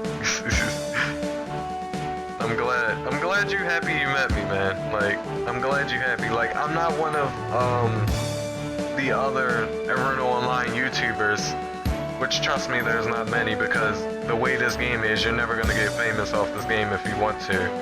Like, but I'm not like one of the some of the other Iruna YouTubers that I see who first of all, who has like all these cap level characters with all this equipment on them. They level 300 plus, you know, they got all these stats, they got 400 stat points on each stat. I'm not one of those players. Like, yes, I was a beta player, you know, I've been in the game for a long time, but I'm not one of those players, one of those like pay to win players. I'm one of those players like everyone else is. You play the game, you get what you can get, you log out, you do everything the next day. I mean, as you can see, I'm showing you guys on stream, my equipment and stuff. You know, I don't have the best equipment and stuff like that. A lot of people would say, you know, I don't have the best equipment as y'all can see, but you know, this equipment that I have, it does me justice for what it is. Like, this equipment is good for what it is, as y'all can see. I don't have the best of the best, because I don't want my image of Iruna, I don't want people to look at my channel and to think of me as a runner YouTuber and be like, oh, he's just another one of them high-level pay-to-win players. He's just one of those other high-level characters in the game who is just 350 plus and so overpowered and he can kill everything with any one of his classes, and yeah, he has so much speed. I mean, look at me, for God's sakes. My samurai only has 700k. That is really low compared to other players that I've seen online who has like 600 mil and all that. And that's because they spend money in the game getting all these drop rate books, like I was talking about earlier with the drop rate system. That's because they spend so much money with the drop rate and be getting, you know, buying a whole bunch of drop rate books so they can get crystals and equipment faster and then sell it and make money fast to get good. But, you know, other than that, you know, they would be sort of like how me and you are in the game. You know, they would just sort of have like average to decent level equipment and, you know, average to decent amount of damage. I mean, I know for a fact that I'm not a super strong samurai or super strong ninja or wizard or whatever. You know, I know this. I'm not ashamed neither. I don't care how long I've been in the game. I'm not ashamed that, you know, King Berserk, yeah, that's what I'm talking about. I mean, at least I'm doing some damage and stuff like that. I mean, my equips is good enough for me. Yes, I would love for them to be either better or stronger or more refined and stuff like that. But you know, I got it how the way I want it, because this is what I can afford to get at the moment. I'm not one of those players who just, you know, strive and try to be one of these overpowered players, because I don't want to. I mean, yes, I want to be a strong player in the game, but I don't want to be a strong player and then have my figure ruined, you know? I don't want everybody to think that, you know, I'm just some high-level pay-to-win player. I don't want nobody to think that. I don't want no one ever to think that. And that's what a lot of Iruna Online viewers do think. And when I go view the comment sections most of the time, it always be of character play, oh my god, I'm so tongue-tied, because I'm in my feelings, okay, I'm in my feelings, but, it'll always be players that's, you know, asking these high-level players like, oh, what's your stats, oh, what's your equipment, how come you do so much damage, oh, you're so overpowered, oh, I love you, and stuff like that. I don't ever, okay, I don't ever want anybody to act like that towards me.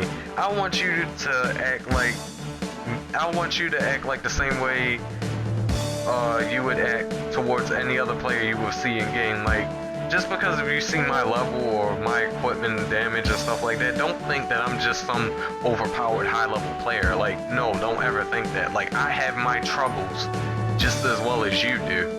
Like, I had to sit and explain to one random guy I had met one day. He had a character level, I'm trying to remember. He had a character level, like, maybe like, it was like 130 or something like that.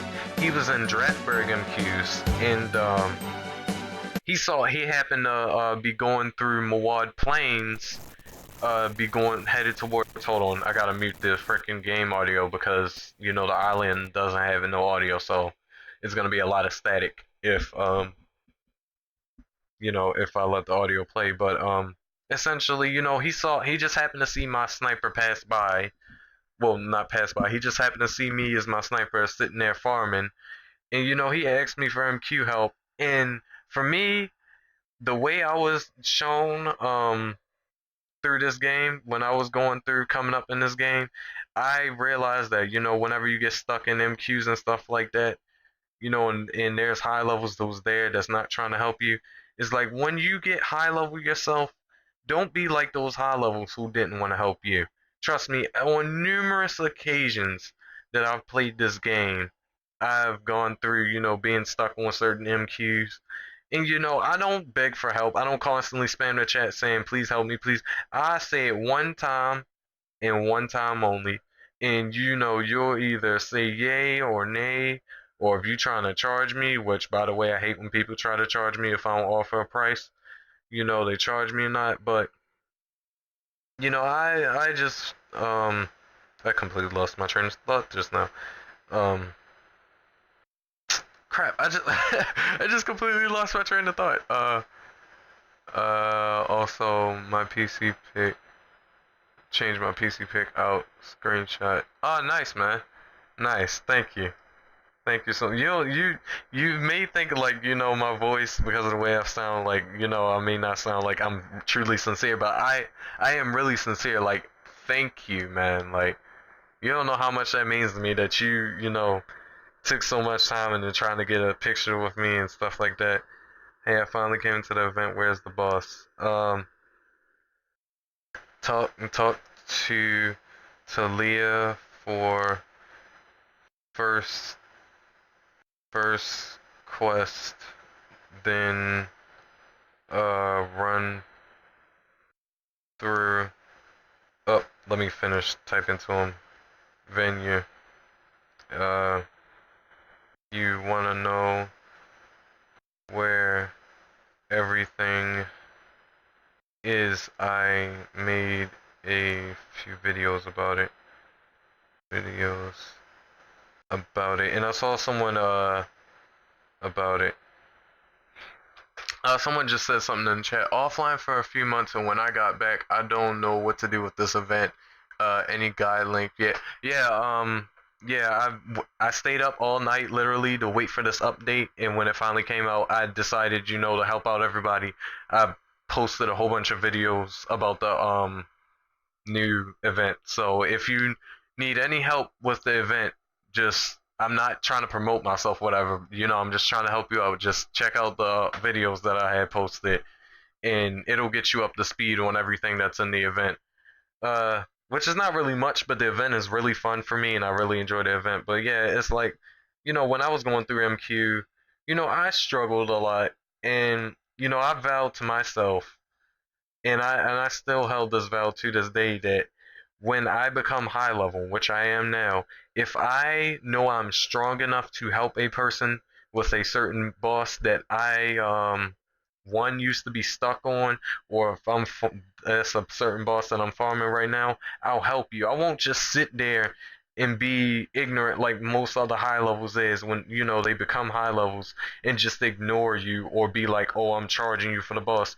No, because I hated it when people charge me for MQ help. I always hated that because it's like, bro, why can't you just help me on the strength of you used to be on this MQ yourself.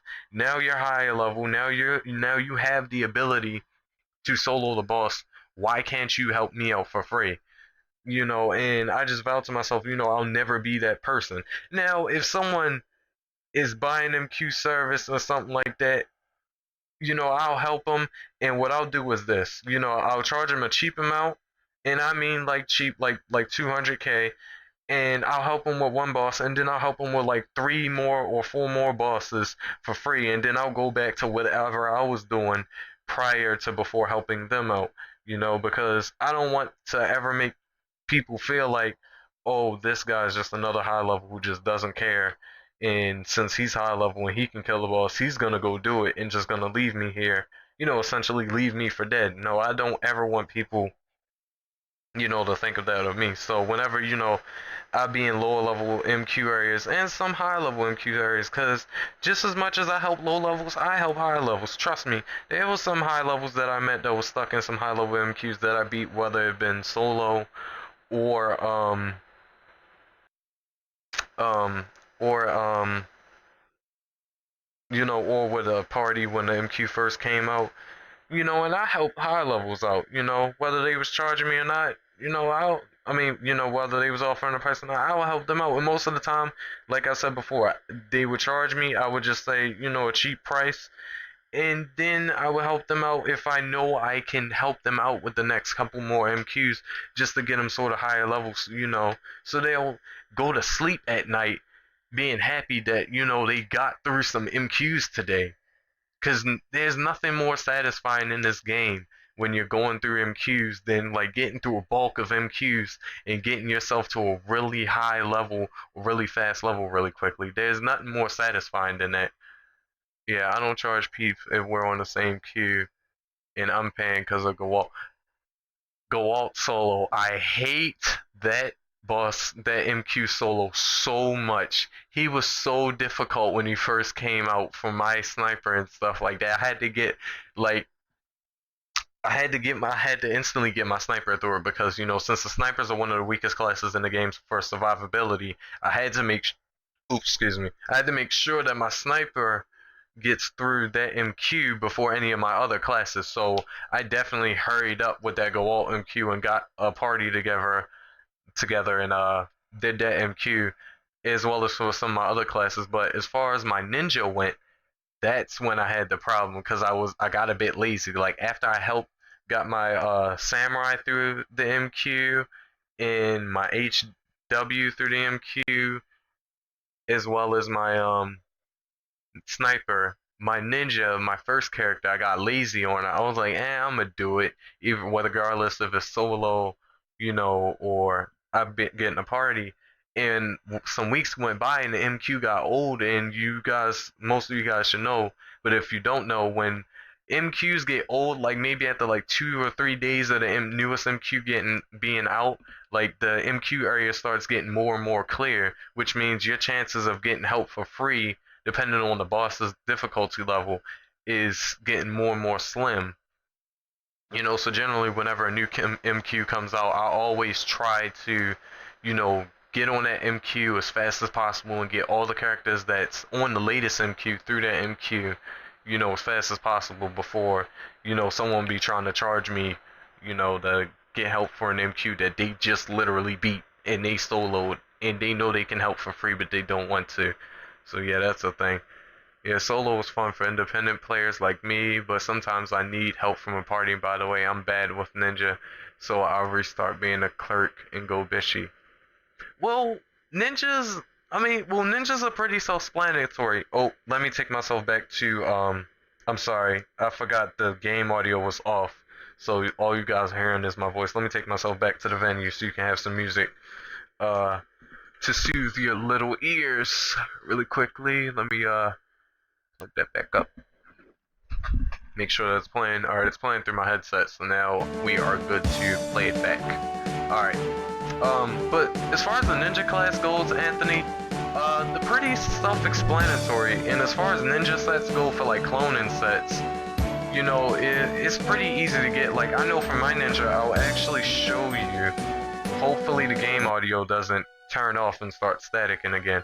But for my ninja, I got pretty cheap equipment to clone actually. I got Swartz slot with Ghost Ring and Disaster Stone, no slot, and then I have as my claw, I have Curse Claw. Um, you know, that's what I use essentially. Go from one clone from, you know, sort of like low HP in order to clone, and I'll show you guys. So currently, you know, this is what I use to clone at the moment. Because I did have Ganar on my Swartz, but I sold it because I was in need of money, and that's another thing that you guys may or may not go through in this game. You may be wanting Spina so bad for something that you wind up selling one of your equipments that you really need. What do you think of when people sell Google Play cards or iTunes, and when people sell level service and not pay per level full? Because I want to hear your opinion on both those things. Okay, as far as my opinion on Google Play cards and iTunes, I'm not sure how the whole iTunes thing works out. I'm pretty sure it's very similar to the Google Play. But as far as the Google Play cards work, the GPCs, I personally have sold Google Play cards, did not scam people. Let's just get that out of the way. When I sold Google Play cards, I did not scam people because, like I said, I hate when, you know, people leave me in MQ, and I surely don't like when people scam me. And I sold Google Play cards. I had met one player, and it was so funny the way I sold a GPC because she thought I was trying to scam her when I really wasn't. And you know, we was arguing back and forth. It was like, I hate you, you're such a scammer. And I was like, no, I'm not, you're just a noob and stuff like that. Even though she wasn't a noob, she was high level. But you know, that's what you say when you're mad at somebody in this game, you call them a noob. So, you know, we was arguing, and then I was like, look, how about we calm down and act like adults about this things? I'm sending you the code, you go offline, put the code in, and then you come back and you trade Spina, alright? Cool, I'm gonna trust you on this. So she trusted me, and you know, essentially she went and she put in the Google Play code, you know, worked for it, and she came back, you know, and she traded me 80 mil for it, and it was all good. Then my next couple times I got scammed out of my Google Play card, and it was twice. And after the second time I was like, no more, I will never sell it. So I'm saying all that to say, between selling the Google Play cards and iTunes, just don't do it. Because, you know, one, you're not really supposed to do it in this game anyway, because there's no really set way of making sure that that person trades with you, since it's not an in-game item. So I would recommend people not stooping down to trying to sell a Google Play card or iTunes card, simply because you never know what a player going to do. And most of the time, you know, they'll say, give the code first, and you'll be like, trade Spina first, and then, you know, they'll be trying to scam you out of a code, or, you know, you're trying to, you know, ensure that you get your Spina, that, you know, that just don't happen, or you end up trusting them after they give this long drawn explanation, and then they take your GPC and then they run off with it, and then you're out of real life money, which, by the way, is very messed up. Like, don't scam somebody out of real life money. It's one thing to scam somebody out of an in-game item that you can always get back, but it's another thing to scam somebody out of a real life item that you can't get back. Okay, I can't go to his mobile and say, hey, someone scammed me out of $20, can I get my money back? They're gonna be looking at you like, what? No, you shouldn't even have did that to begin with. And so that's what you get. You lost $20, you're out of $20. Oh well. So, you know, as far as the whole Google Play card thing goes, don't trade Google Play cards. Just, it's not worth it. Like, I know you need Spina, but it's not worth it. Like, I'm gonna tell you guys what I usually do. I usually go down to a area in the scenario quest to farm, and usually farm items to get money, or I would do the Kuron quest at Capital City Soteria, and do the Kuron's quest to kill the 3 bosses, and I made money like that. I make money like that now. That process is more tedious than farming the mobs, but, you know, it's a better payout in the end, because it's 500k per Kuron's crystal. I don't know why people try to charge a whole bunch of money in the stalls for Kuron's crystal, knowing that all it does is it decreases your XP gain by 10% and raises your rare drop rate by 10%. So, you know, I don't know why it costs 1.5 mil in the stalls, but those people, all of them, they just need to stop overpricing it. And hold on, because Berserk is saying something. And when people sell level service, oh wait, I read that piece. I got scammed by a guy named Pancake. Well, I got scammed by a guy who created a Facebook page for Iruna. I'm not sure if you guys go to it or not, but the leader of the Facebook page, his name was Dan Tenson. Yeah, I got scammed by him. I forgot what his character's name was. But yeah, I remember he did have a Facebook page, and yeah, what an evil scammer. Yeah, I know. But yeah, scammers are just bad. Like, people are so worried about speed hack, they're so blinded and so corrupted about trying to get rid of speed hackers and botters that they're not trying to get rid of the real problems, which is trying to make sure that this game is not such a pay to win and trying to get rid of scammers. Scammers are more the problem. Look, the developers are the biggest scammers in the game, and they're the guys who created it. They scamming everybody out their money better than any player is, because they putting all this stuff in the game and lowering all the drop rates and XP rates and stuff like that. That's forcing players to waste their real life money inside the coin shop. And then what makes it worse is they make everything in the coin shop practically lottery. So it's like you gotta waste your money on lottery to get stuff, and then even when you get stuff, it's not even something that you want if it's not an item that you can just buy straight out the shop. So it's like, you know, scammers should be the biggest concern in this game, as well as the developers scamming people, because, you know, it's not only the players, it's the developers as well. They getting away with a lot. They getting away with murder. They taking thousands of dollars out of players, Japanese most likely, and English Iruna alike. And they just getting away like fat rats, and no one's complaining about that. But everybody has something to say about speed hacking botters. I swear to God, it's been like this for so many years. Everyone has their opinion on speed hackers and botters, but no one has an opinion on the stuff that really needs to be changed on this game. No one has no opinion on that. But it was like, but I still told this to my little brother. I was like, okay, imagine if Iruna was, if it was a world in Iruna without speed hackers and botters, if there was no cheaters in the game at all, then what would everybody complain about? What would everybody complain about then? Would they complain about the scammers? Would they finally start complaining about how his mobile is taking our money and they make this game too much of a pay to win instead of a free to play game? Like Warframe is a free to play, and you can get practically everything you can get out the item shop in Warframe.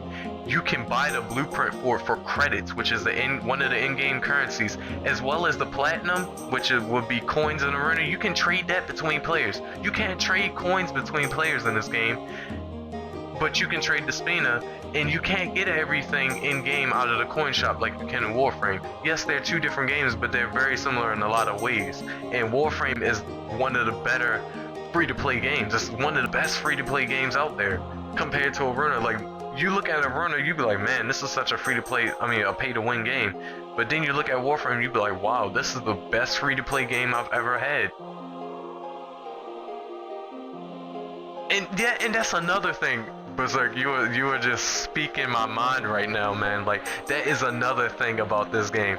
It's like, so many people hate speed hack, and that's what everybody's so corrupted about, and that's what everybody's so worried about. But the thing is, when there's new main quests coming out with bosses that's really difficult for people to tank, and we need ninjas to tank them, and there's speed hacking ninjas who's in the party with us who's tanking the boss, ain't nobody complaining about speed hackers then. But when it's not for helping with farming or nothing like that, that's when everybody got their say-so on speed hackers. And it's so funny. It is so ironic about this game. It's like y'all hate speed hackers so much, but yet y'all never complain about them when y'all really need them most. I mean, yes, speed hackers do lag up the game because this mobile got potato servers. Yes, that is a problem. You're not supposed to speed hack. Blah, blah, blah. I know, okay. But at the same time, We don't complain about speed hackers when they're helping us through MQ, when they're helping us farm, when they're tanking bosses for us. They don't complain about that, you know. They don't complain about those aspects of a speed hacker. They don't complain about the good aspects. They just got everything to say about how they lag up the game service. And yes, they do. But like I said before, that's because Ismobo so worried about putting money in their pockets that they can't act like they can't afford to build better PC servers, you know, to get, you know, the game servers running better. But that's on them, you know. Yes, speed hack ruined my fun. If I ever tried it, it's totally boring, so I stopped using the thing. I mean, you know, speed hack is speed hack, you know. I mean, it's not nothing so spectacular. All it does is increase your attack speed and your cast speed and stuff like that. It just makes you attack faster, essentially. It doesn't change really how fast your farming goes or nothing like that. It just helps you keep hate on yourself. And no, I'm not farming. I'm not farming.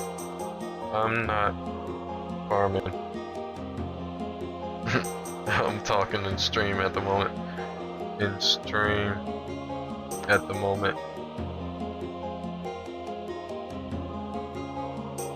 Yeah, but you know, got so much items, but it's like I'm playing in a private server, not fun. I mean, that's one thing I will honestly enjoy in this game. Like, if I had the ability to host like some private servers on Iruna Online, I would really enjoy that. Like how you can do in Warframe, you know, you have private parties. I would really, truly enjoy that. If that mechanic was added to the game, I would really enjoy that. Because, you know, I would, you know, invite you guys, and, you know, it'd be great if we could set up like our own custom boss raids. You know, we could set up like how many bosses we want to fight in one raid, you know, and you know, that would bring that type of idea right there. That would bring a lot of players into this game and keep a lot of players into this game, essentially. But yeah, that's the thing about speed hackers. True. I forgot to read Berserk's message. Berserk said, but true, they only hate speed hackers got high levels because speed hackers got high level by using it, and they are like, what the fuck, and we're still stuck on this and that. I mean that's how speed hack works essentially. But I mean, speed hack, I'm gonna say this about speed hack. Speed hack doesn't work for every class. The best class it works on, as we all know and love, it's the ninja class, because ninja classes are like one of the most invulnerable classes in the game. You know, they can die really quickly depending on what hits them, but you know, they're one of the most invulnerable classes in the game because of their abilities. So, you know, it's like if a speed hacking gladiator who's stuck in MQ tries to go kill, let's just say, Ganai, and he's like level 100 versus a speed hacking ninja. I mean, you know what I meant, a apprentice like gladiator at like 120 who barely has any equipment versus like a speed hacking ninja who has barely any equipment try to go kill Ganai. You know who's going to walk out that boss fight, you know, with speed hack in a couple seconds. It's gonna be the ninja, you know. Yeah, like I'm saying, it's gonna be the ninja, and the gladiator's gonna probably come out dead, if not town, unless the gladiator has a bunch of HP, good HP healing items, you know, which is one of the big problems. But you know, like I said before, you know, like I say, in my eyes, speed hack is just isn't so minuscule to me. I don't even care. Like, in my opinion, I don't care about speed hack, okay? Like, when I first started off in the game and I first started to see speed hackers in the game, I thought it was just some crazy ability or crazy buff that you got when you was at a certain level that I wanted to try to get. But when I actually figured out what it was, I was like, oh man, I can use it if I want to, but I don't care about that. I don't care about that, you know? And I never cared about speed hack. And no, I don't ever use speed hack. Okay, I did when I first started. I'm not gonna say I never ever used it, because I did use it when I first started off in the game, you know, just like a lot of people did. I'm not gonna say, oh, I'm completely a legit player. No, okay? No. I used it for a tiny bit, okay? And that's alright, you know, that's not all that bad, okay? That's not all bad compared to like you hacking Call of Duty game servers and making making public modded lobbies, and every time somebody I'm so tongue tied. Every time somebody joined the modded lobby, you know, they get in like 30 levels each time they join the lobby, you know. Or in GTA when people hack the money, even though it's super easy to make money in GTA. That's another thing I want to real quick cap with you guys on. What is mobile needs to do, another thing that they need to do about this game, they need to, since it's so difficult for people to for players to make money in this game, they need to do what Rockstar did and give you the ability to buy Spina in this game. That way, it won't be so bad for people, you know, to make money in this game, because you know you can spend about $10 and get 150 mil and you can be straight, you know. I mean, it's sad how, you know, other non-incorporated services have to, because there is a service, I believe, it's one website where these guys, they are legit. They go around in different RPG games, whether it's like pay to win or not, and they sell like in-game items for that game. And you know, to fully make sure that they're legit, I'm gonna try them out, give them $7 and see if they give me 150 mil spin and whatnot. But they seemed really legit for me. Like, they was doing it on some of the top biggest games and stuff like that. And yeah, but that's what I feel as though another thing that this mobile needs to incorporate into this game to make this game a lot better. Because if you're gonna have us struggling to make in-game money, at least allow us to buy money from the shop. Trust me, it's not going to screw up their Iruna Online economy, because the Iruna Online economy is ludicrous anyway. It's already crazy. It's so stupid how a crystal that doesn't have any good stats, and I'm referring to Almus's crystal. You know, his crystal gets all stats plus 5, but his crystal is worth 200 mil. No, it is not. People just charge whatever they want to charge for whatever equipment they get. Now, yes, there is equipment in this game that should have this set price, but most of the time, people just charge whatever. Like one of you guys said in the chat earlier, everybody is just Spina hungry. They just Spina hungry. They just money hungry. That's all they want is Spina, and they'll charge whatever they can charge. I'm going to show you guys right now in point case. I'm gonna go to the stalls and I'm gonna show you guys a magic ninja armor that I need for my ninja. Hold on, I gotta mute the stupid game audio again because there's no audio playing within the island. So I'm gonna go to the stalls and I'm gonna look for Shuishiwa armor. Okay, and if you guys don't know what Shuishi armor does, it gives like int dex and all this other good stuff. Look at the prices. Look at the prices. Look at the prices. For a no slide, the highest price no slided one is 14.999 mil. The 15 mil roughly, okay? For the second one, that's 12 mil. And then for the cheapest one is 5 mil for a no slot one. A couple years ago, I had got Shuishiwa armor slot from somebody for like 4 or 5 mil, okay? That was the price, the set price for like the normal price for slotted Shuishiwa armor. I had sold the Shuishiwa armor for 5 mil plus the upgrade for it for somebody to give it to Mark II for 10 mil. Okay? So all in all, I gave somebody basically Shuishiwa armor up slot for 10 mil back in the day. Alright? Compared to this. Look at this. This is too expensive. Really? Okay, this is max, but it's not worth 50 mil. I don't care. Shuishiwa armor is not worth 50 mil because this armor, this isn't like an armor that every class uses, okay? This is not an end-game armor that can be used by practically any class. This armor can be used by any class, mostly monks, mostly assassins, or mostly assassins and ninjas. Because ninjas, like I said before, ninjas are supposed to use thrown weapons, and we're supposed to have a thrown weapon build, which if you don't know what the original thrown weapon build or the original ninja stat build is, the original ninja status build is supposed to be strength, intelligence, dexterity, critical, and agility. Ninja's supposed to have 5 out of the 6 statuses maxed out in this game because of the way our passives and our skills are, in the game, especially with our new 300 plus skill Silent Death, which it does most of its damage with magic and melee skills. I mean, with magic and melee attack. So if you're a melee ninja like a claw ninja or 9 clone, dancer clone, bow ninja or something like that, you can't. You're not gonna be benefiting from the level 300 plus Silent Death skill. I lie to you not. A Japanese Iruna player with the correct ninja stat build, and he was using thrown weapons and had the thrown weapon build and stuff like that.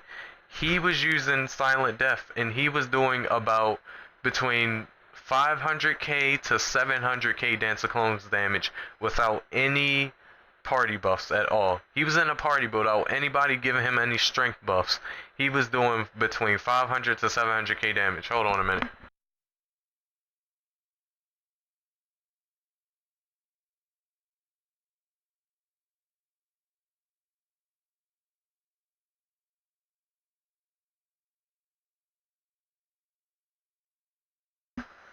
Yeah, but yeah, like I was saying, it was like ninjas, benefit the best. Ninjas do the best amount of damage, if they are the thrown weapon ones, not if they're the bow ones or the claw ones, because those are the subclasses. Like, I sort of hate when people take classes in this game and they make subclasses out of it. Like, build the class for what it is. Like, don't build the class and then don't build the class just to use the class for certain skills. Like, don't do that. Don't do that. I hate when people build the ninja class because it's such a great solo class, in which it is. Okay, it's known. It is. Ninjas are great solo class. And hold on, give me a sec. Give me a sec. Me a sec. Give me a sec. And you know, and ninjas are a great solo class, but I hate when most people say, "Oh, I'm gonna build a ninja, and I'm gonna make this ninja a claw ninja, or I'm gonna make this ninja a 9 clone, dancer clone, bow ninja." What about using a thrown weapon on your ninja? What about using the domination, earthshaker, and right-on and kite-on jutsu on your ninja? You do realize that those element skills that you have on your ninja can help you slow down the damage amount that the boss or mob does to you, right? Like, you do know if you work your ninja's magic abilities with his melee abilities, they will do like extreme amounts of damage, right? Like, you do know that, right? No, of course you don't. Because every time you look online and you look at a guide, they say, "Oh, be a claw ninja. Oh, be a 9 clone, dancer clone, bow ninja." Trust me, I was there. I fell for that. And now I've realized that I'm doing it bad. I'm doing it wrong. That's not okay, that's a good endgame ninja, but that's not what the original best endgame ninja should be. The original best game ninja should be a ninja. How was he? Oh, that's right, because he sent the party invite. Because the best endgame ninja should be a ninja who can use throwing weapons. Like for me right now, I switched up my throw. Oh, let me I'm sorry about that. Let me unplug and replug the audio cable for the phone and get the in-game audio playing for you guys again. I'm sorry about that. I keep forgetting. I know. I know I'm a goof. Okay, there you go. There goes in-game audio. But as y'all can see on my ninja now, I completely switched her around from the last time y'all may or may not have seen her. She got throwing weapons now. The only claw she has is the curse claw, and that's just the clone. I can attack with it, but I won't do as much damage with it as I will using a throwing weapon. And it's like, I want to try to get players to understand that the best ninja to be is the throwing weapon ninja. Even if you start off with your ninja stat build being like agility, strength, and int, that's a good start off. Or do like strength. You can do strength, agility, and critical. That would be a great start off build for your ninja, and then, you know, as you get higher level, you put more stat points and everything else that you need. Yeah, and then that's another thing that a lot of people don't realize, you know, is that, you know, ninjas can really die fast from ailments too. Like, ninjas are good classes, but we can die very quickly from all the ailments that's in this game. Especially if you get blinded or poisoned. Oh yeah, it's over. Or if you get... The 3 main elements in this game that can get any ninja killed is blind, poison, and stun. And, well, 4. And freeze as well. Burn doesn't really hurt ninjas that much. I know it doesn't hurt my ninja as much, but as far as like freezing or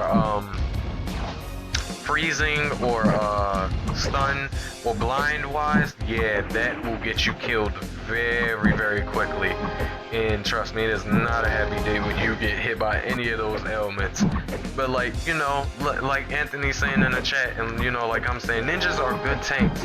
But what I want to try to get most ninjas to realize is that the original stat build is the stat build you need to be going for, because at end game, when you make a level 300 ninja, you know you're gonna want to use Silent Death, because Silent Death is a good skill, and the only way you can do the max amount of damage with Silent Death is if you use a thrown weapon. You know, that's what you gotta use. You gotta use it. Like, unless you want to do, like, I don't care how good your melee ninja is or your bow ninja is. No, neither one of those ninjas will ever compare to the thrown weapon ninja at all. Never. Because the thrown weapon ninja will be the ninja that does the most damage out of all the variants of a ninja. Freeze, it like lowers our defense as a ninja class, and even if we have clones, if we don't have no HP like I have now, and a mob hits you and lands an attack on you, they have a chance at killing you. They have a chance at hitting you and doing whatever damage they were supposed to do to you originally and actually hitting you. That's what freeze does. I mean, you know, it's for different ninjas. Like, you know, it hurts my ninjas sometimes, but not all the time. Like I said, it depends on the boss. Like, but generally, when you get hit with freeze or frozen, you gotta have some HP on you a little bit. And you can't have 1 HP on you, or most of the time, you will die. you will die. Like, yeah, that's just the thing, you will die. Oh, Anthony was saying something about Berserker, don't worry, I will search up Plauzida and Ganai and stuff like that, and Jet Black Feather. I will search those up too. Anthony, the Claw Bishop thing, the whole Nail Bishop thing, that is truly funny to me. Like, I like that idea of people being, you know, melee bishops essentially, but it's like, I seriously believe that isn't bishops supposed to do most of their damage, you know, using a staff? Like, I'm not really hip to the bishop stats or whatever. Like, my little brother and my baby sister had both, but I'm not really hip to you know, if any of those skills that a bishop has relies solely on the staff like High Wizard does, because I know for a fact, you know, because I have a High Wizard, that, you know, High Wizards do most of their damage from staffs and rods and stuff like that. But I don't know if a bishop in particular, you know, but they get most of their damage from staff or not. Because I was confused about that. I was like, why is more bishops starting to become WC?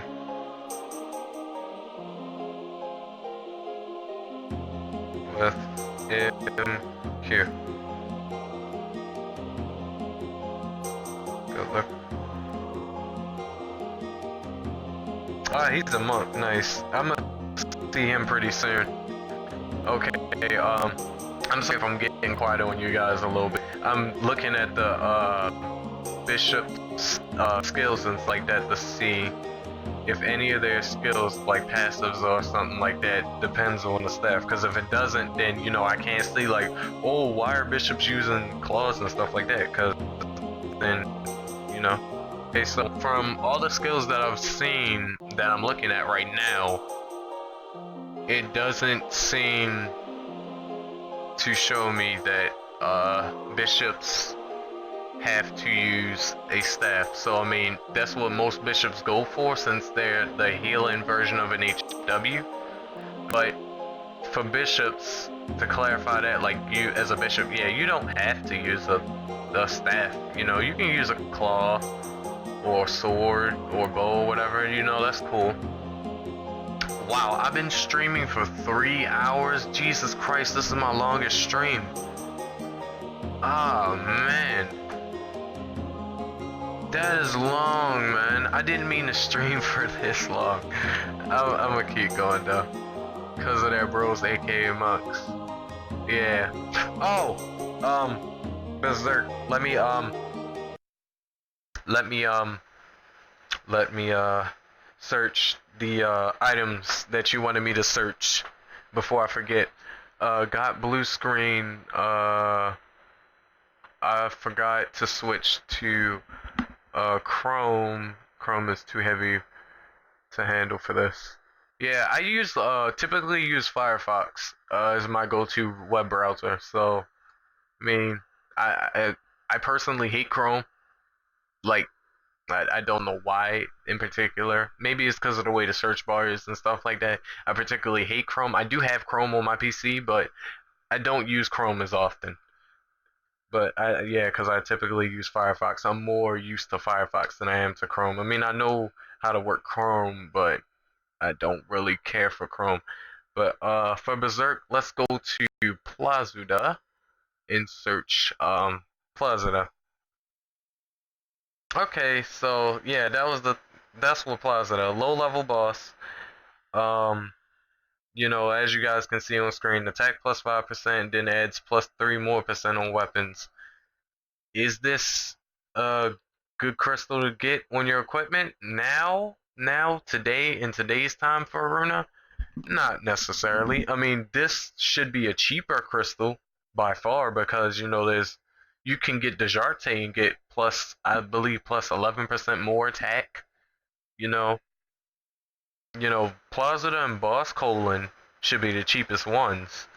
You know, but as you can see, players charging the price that they want to charge, and Plazuda is worth 30 mil, even though it's not all that. Look at this.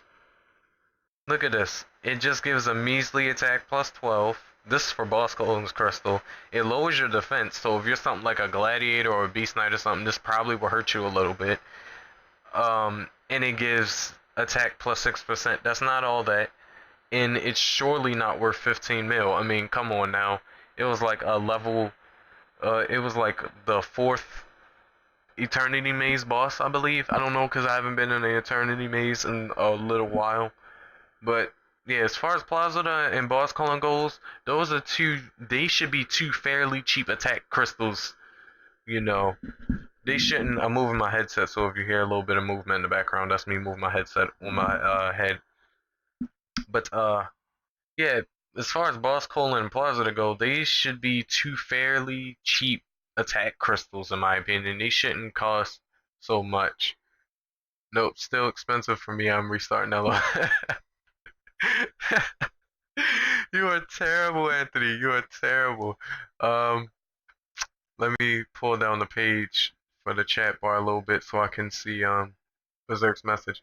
Okay, Ganai is next. Now Ganai, we already know what Ganai does. It gives a little attack up. Well, it actually gives a pretty okay attack up. It gives attack plus 10. It brings down your HP minus 30%, which is great for all ninjas, okay? You know, that's great for all ninjas, so all ninjas benefit from that, and since there's a lot of ninjas in the game, of course, people are going to charge a lot of money for it, so Ganai should be worth it was worth about 15 mil back in the day, and now it's about, I think it's either still 15, what? What is this? Y'all seeing this? Are y'all seeing this on stream? Look at this. Ganai crystal from Nero. Her name is Nero. Okay, from that's what I'm looking like it is. Okay, from me trying to read it, but her name is Nero. The the player's name is Nero, and she's charging 100 mil for Ganai. Now, her and Darkness they're either doing this for two reasons. One, they're trying to scam someone into getting that, and so they can get 100 mil and never have to pay that person back or give them back their money. Or two, they are charging that much money to make sure that no one gets it out of their inventory for some reason. But if you don't want nobody to buy it, then you shouldn't charge that much for it. Like, Ganai should not be worth 24 mil in the stalls, neither should it be worth 30 mil. It should be worth between 10 to 15. Excuse me. Uh, ate chicken Florentine and vegetables earlier, so whew, guys, y'all niggas don't know, man. Like y'all know, that was some good food right there. That was some good food. That was some good food. But anyway, I'm gonna stop being black and act like myself for a minute. Yeah, but as far as Ganon goes, overpriced in the stalls as usual. And now let's go to everyone's favorite scamming item today, Jet Black Feather. Cool little funny story. My little brother was selling MQ service to try to make 20 mil when when the era set was worth 20 mil. Uh, he was buying era set for 20 mil after he sold MQ services. It took him about like a week, or maybe he said like 2 days, between 2 days to a week to make that amount. To get era set. So when he finally had the money to get it, he tried to buy it, and it took like 3 or 4 players. He had to go through like 3 or 4 players before he finally found a player that was actually trying to legitimately sell him era. Like one player tried to give him some of the parts. They tried to give him the parts for Emito, and then tried to throw in for the black jet. For the black jet, they tried to give him a black jet liquid instead of a black jet black feather, not black jet black feather. They tried to give him a jet black liquid, which I found was so funny. He didn't trade with him, of course. Of course, he pays attention because I taught him about the game, and he was learning the game and he made sure he looked at the items and made sure like that was what was on his list for era, and he saw that it wasn't, and so this happened a couple times. Every time it happened, for the 3 or 4 times that it did happen, he didn't get scammed because he didn't never trade it, because he was like, oh, you're trying to scam me, you trying to give me this bogus item, I know what I need, okay, like don't do that. And so he finally found a fourth person and bought it from him, and he got it, and he made his era. And then a couple of days later, everybody all of a sudden wanted to charge 25 to like 30 mil for era, which I don't understand, because okay, they want to charge, when they was charging 20 mil for era and Amito, they was charging 15 mil, a whopping 15 mil for Jet Black Feather, right? And then they would charge you 5 mil for the Hurricane or the High Mithril and the and Lake Dragon horns. They would charge you all that for those. They would charge you 5 mil for the other items, but a whopping 15 mil for Jet Black Feather. So they was essentially doing anything they could to try to get some money. Like most players in this game do. Yeah, JBF is a common scam now. It's a common scam. But look at this. Look at the prices. The cheapest one is 22 mil in the stalls. That's the cheapest one. So if you farmed for everything else, like for me, for instance, if I already had all the other items I needed to to make era or Emito, if I had 22 mil to spare, even though that's a hefty price, give up 22 mil and then one more, so 23 mil in total, and I would be able to make Emito or era. That's the cheapest one you can get out the stalls right now, and the highest priced one is 50 mil. That guy is charging a ludicrous price. His name is Bramsey, or Bram Enzi, or however you say his name. I don't care. He's overpricing it. That's what a lot of people do. They overpriced for stuff in this game. He was just there with me. They have Veltra. So what? Veltra isn't even worth 100 mil. All it is just a mini heal. It just allows players to learn mini heal. That's all Veltra is. Why are they charging so much for that? Okay, 55 mil. That's ridiculous. It shouldn't even be worth 30. All it is it teaches people how to learn mini heal. You just put it on a useless item that you don't use, or useless equipment, I need to say, that you don't use, and you just use it to heal people. Like, for all that, I might as well go farm it, like I did before and got it. Like, there's no point in wasting about 30 mil for it, and it's not even worth that much. It's not even worth 25 mil. To be honest, all it is teaching players who don't have mini heal, how to mini heal. That's all it does. Like, that's the thing I was talking about in this game. Like, players charge so much for certain items in this game. It's ridiculous. Wick Trace Mark II with Plaza does 50 mil plus. Yeah, that's. I can't really say if that's ridiculously priced or not, but I mean, I know some of the stats of Wick Trace, but I don't really care about Wick Trace, just like I hate Kodachi as well. Kodachi is aight, okay? It is a okay. I don't care if you upgrade it to Mark 3 or Mark 4. That is a okay claw. And aesthetic wise, it doesn't even look all that. It's just two simple blades. Look like you're holding kitchen knives in your hand. I used to think Kodachi was so cool a couple years back, and it had such good stats. Now I look at it now, and I'm just like, if I want a claw, I might as well get Manji or Maninji slot from Galbora and upgrade that to Maninji Mark II and be good with that, or one of the other good claws in the game. Like, there's so many other better claws than Kodachi in this game, in my opinion. I don't care for Kodachi. Like, that's such a common claw now because everybody farms it. Like, you can't even sell.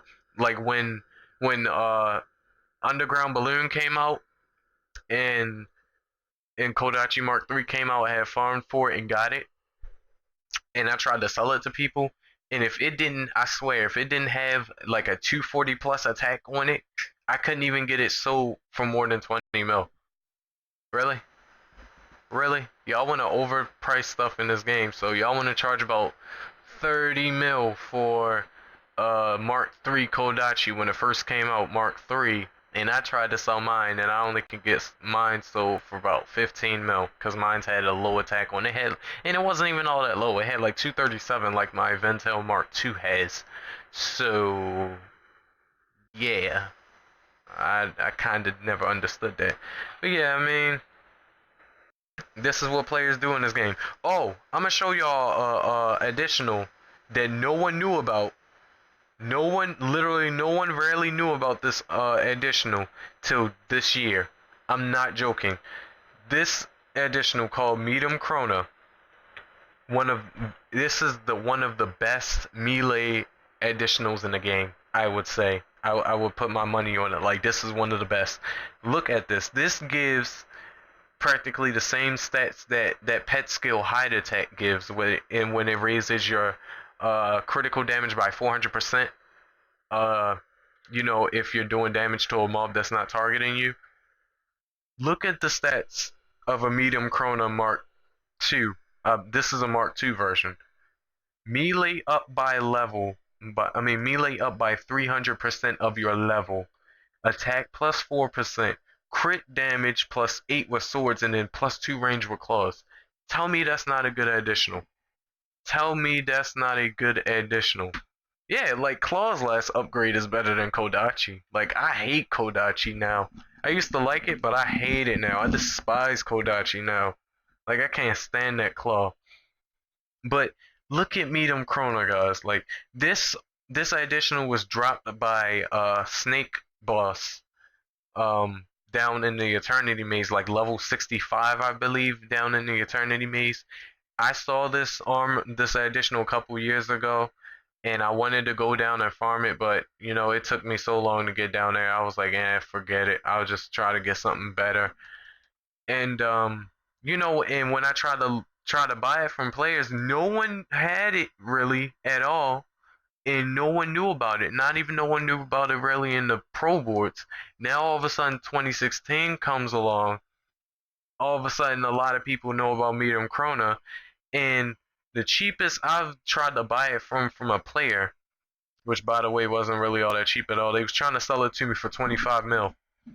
I only had 15 mil at the time, which I thought was, that's a decent amount of money to give for a Mark 1 Medium Krona.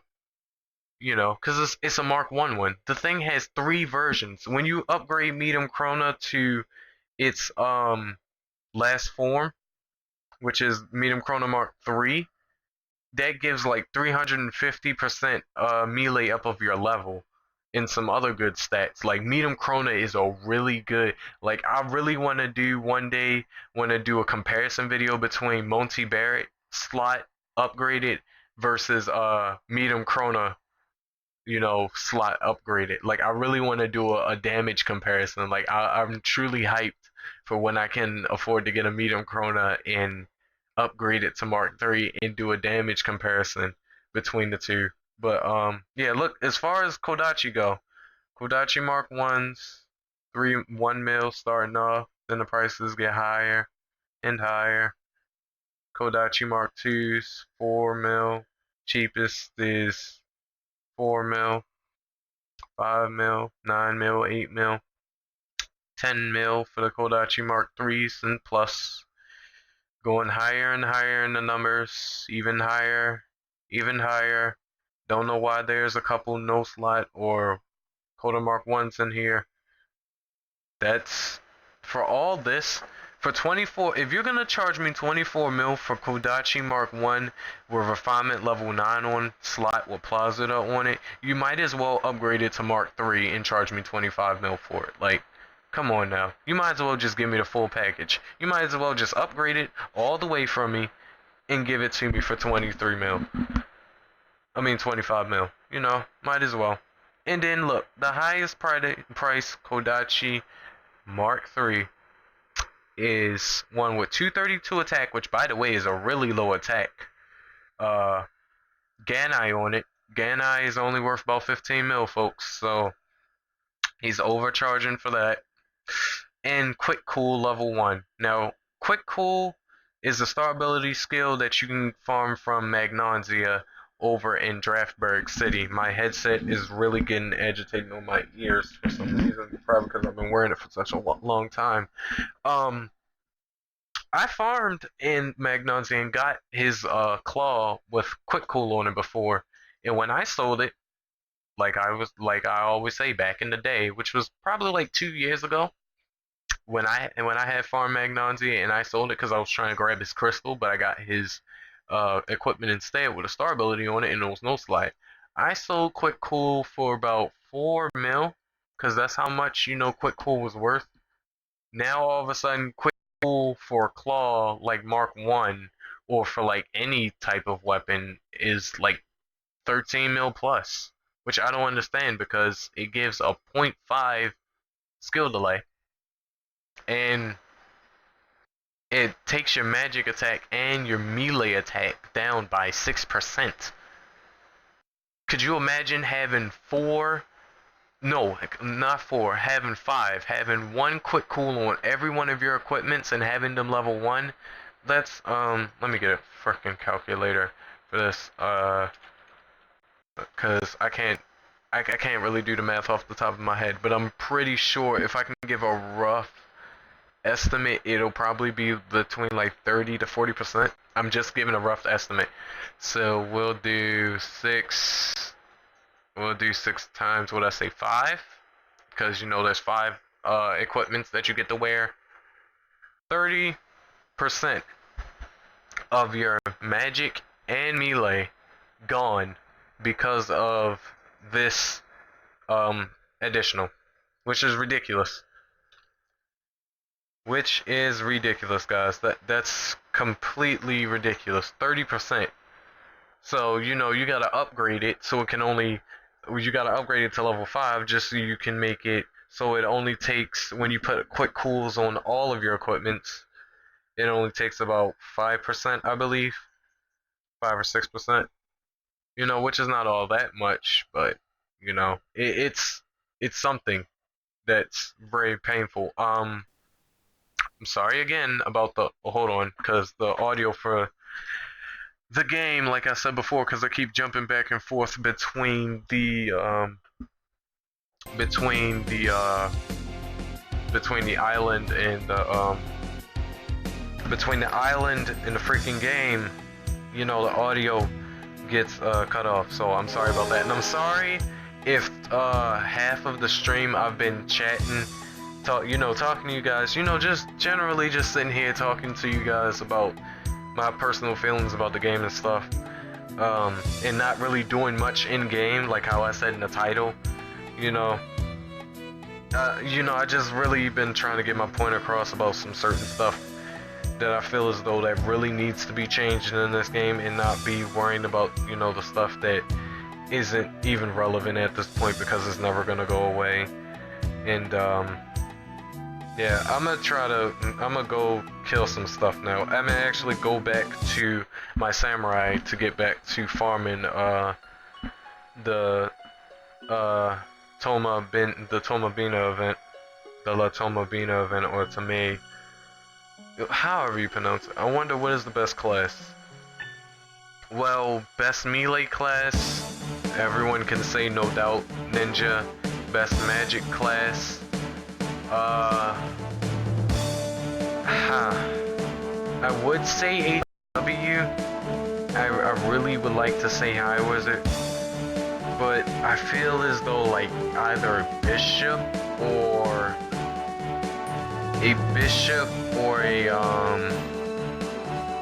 maybe a servant. Either a bishop or maybe a servant would be one of the best magic classes. But as far as melee goes, like, it's pretty much no doubt, no brainer a ninja, pretty much, in my opinion. My opinion, anyways. I mean, y'all might be thinking of like Anthony just said in the chat, best classes, whichever one you usually play, and depending on how you play it, depending on how much equipment you got for it and stuff like that, that could potentially be a best class, because, there's some great gladiators out there, and some super strong samurais in there, Anthony says bishop for magic, for the best magic class. I mean, in terms of damage-wise, I would definitely say that HWs do take the cake with all their skills and whatnot, especially with their spell burst, Imperial Ray combo that they have. And now they have Zero Ray, so they just do even more damage. So yeah, I would definitely say that for damage-wise, for magic classes, definitely the HW would take the cake, and maybe the ninja close up second, and then the bishop at third. But as far as like the best class, like tanking wise, I would say bishops. Servants, just up and down heat. I mean, servants is alright. They especially good buffing classes. Like if you build a servant to have like the same stats that your melee class have or something like that, or your magic class, you can just cheat and have a whole bunch of damage off of a servant. I mean, servant classes are cool in my opinion. I like servant classes. I'm not planning to make one, but as far as the class goes, I like it. Let me reorient my headset because it's really agitating me. I'm so sorry that I hit my mic just now. There we go. I hope I don't sound too different. I got the mic a little bit away from my voice a little bit, so I'll try to. I almost dropped my phone. I'll try to pull it closer. Add bit. Alright. That seems to be okay. I haven't really checked up to see if like servants have really great survivability. I'm pretty sure that they do, but I don't personally know that for sure or not. But they most likely should, because they're servants. And while we're on the topic of classes, if I didn't already talk about this through the 3 hours of me streaming, as far as my sniper class goes, which is one of my most favorite classes in the game, if I didn't already say this, I'll say this, but if I did, just please stop me before I, start ranting a little bit about the sniper. I truly believe, since I've played archer classes on different RPG games, that in Iruna, the sniper class should not be the one of the weakest classes in game in terms of survivability. I truly believe that as a sniper, you should have some sort in form of tanking in this game. Like, okay, I'll compare it to Terra. In Terra, for instance, there's an archer class in the game, which would be the sniper class in Iruna, and then there's a gunner class in the game as well, which, that will also be most likely a sniper in Iruna.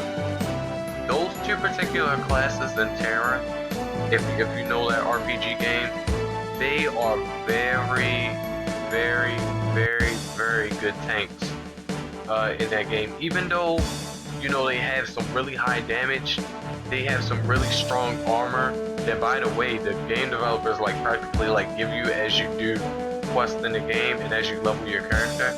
But as you progress through the game as that class, you really get some good tanking and good survivability with those classes, essentially, which is saying a lot compared to that of Iruna with a sniper. Because if you look at the sniper on Iruna, it's like, oh yeah, sniper classes are good in this game because of their damage wise when you get them to do good damage. But it's like, once you look at that survivability, which is the turn off for most players with the sniper class, a lot of people don't want to be the sniper class. They'll just be like, oh no, I can't be a class that ultimately at end game has no survivability. And it's like, that's what snipers are. Ultimately, you can already saw Jalil and Dubul and some of those other Iruna Online snipers out there. Yes, they do some really good damage, and they have some pet skills that help them not get hurt as much by certain bosses, or helps them evade some attacks and stuff like that. But as far as it goes, it still stands. Actually, they're still end game. They're still one of the weakest classes in terms of survivability. Not in terms of damage, but in terms of survivability, the sniper is the weakest class in the game. It's so bad to the point where the only way a sniper can really tank any boss that has the ability to practically one-shot them, we have to have a bishop that has resurrection spam. That has a resurrection spam set with them. And that's really a lot too. It's like, why do I, in order for me to tank this particular class, do I need a resurrecting bishop spamming player to be in my party to help me out? Why can't I just go to this boss and kill this boss, by myself? And that's saying how that's saying all that to say how is Mobo just kind of threw the sniper class under the bus. I mean, I know you can't have every class super overpowered, but it's like, come on now, you can at least give every class good defense or either good tankiness or good survivability. I mean, that's ridiculous. I mean, why give us good damage and then give us terrible survivability? It's like, no one won't care how much good damage we do, just no one won't. I mean, won't. I said won't twice.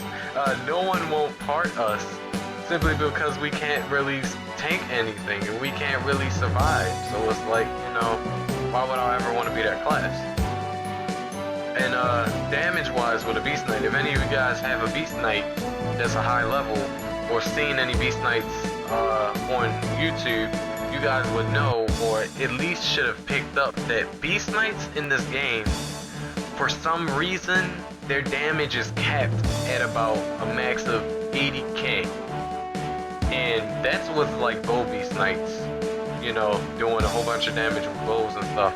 When they use their Tyrant's Edge against mobs, their damage cap is like 80k for some reason. I know it probably rise up a little bit more if they get party buffs, but for the most part, if they just self buff without eating any attack up items, I'm pretty sure that most of their most of the time their damage is going to be capped at about 80k, which I don't understand why Mobile did that to that particular class. King Berserker just said, meanwhile the Minstrel class is in the cold. Minstrel classes aren't really in the cold. For me, my opinion, real quick about Minstrel classes, I hate Minstrel classes, because they're the best leeching class in the game. Literally, the Minstrel class doesn't do anything but play songs and hide in the background while every other class goes in and does damage to mobs or bosses. Like, Minstrels, all they do is play songs and that's it. Okay, buff-wise, Minstrels are good, but just having a Minstrel in your party just because, I mean, it's not beneficial at all, because they don't bring nothing to the table besides buffs. Like, Minstrels have no type of attack skill whatsoever. They have never gotten any type of attack skill. The only time you'll ever see, I have no idea what item I need to make more pots, but okay, bell peppers. But the only time you ever see a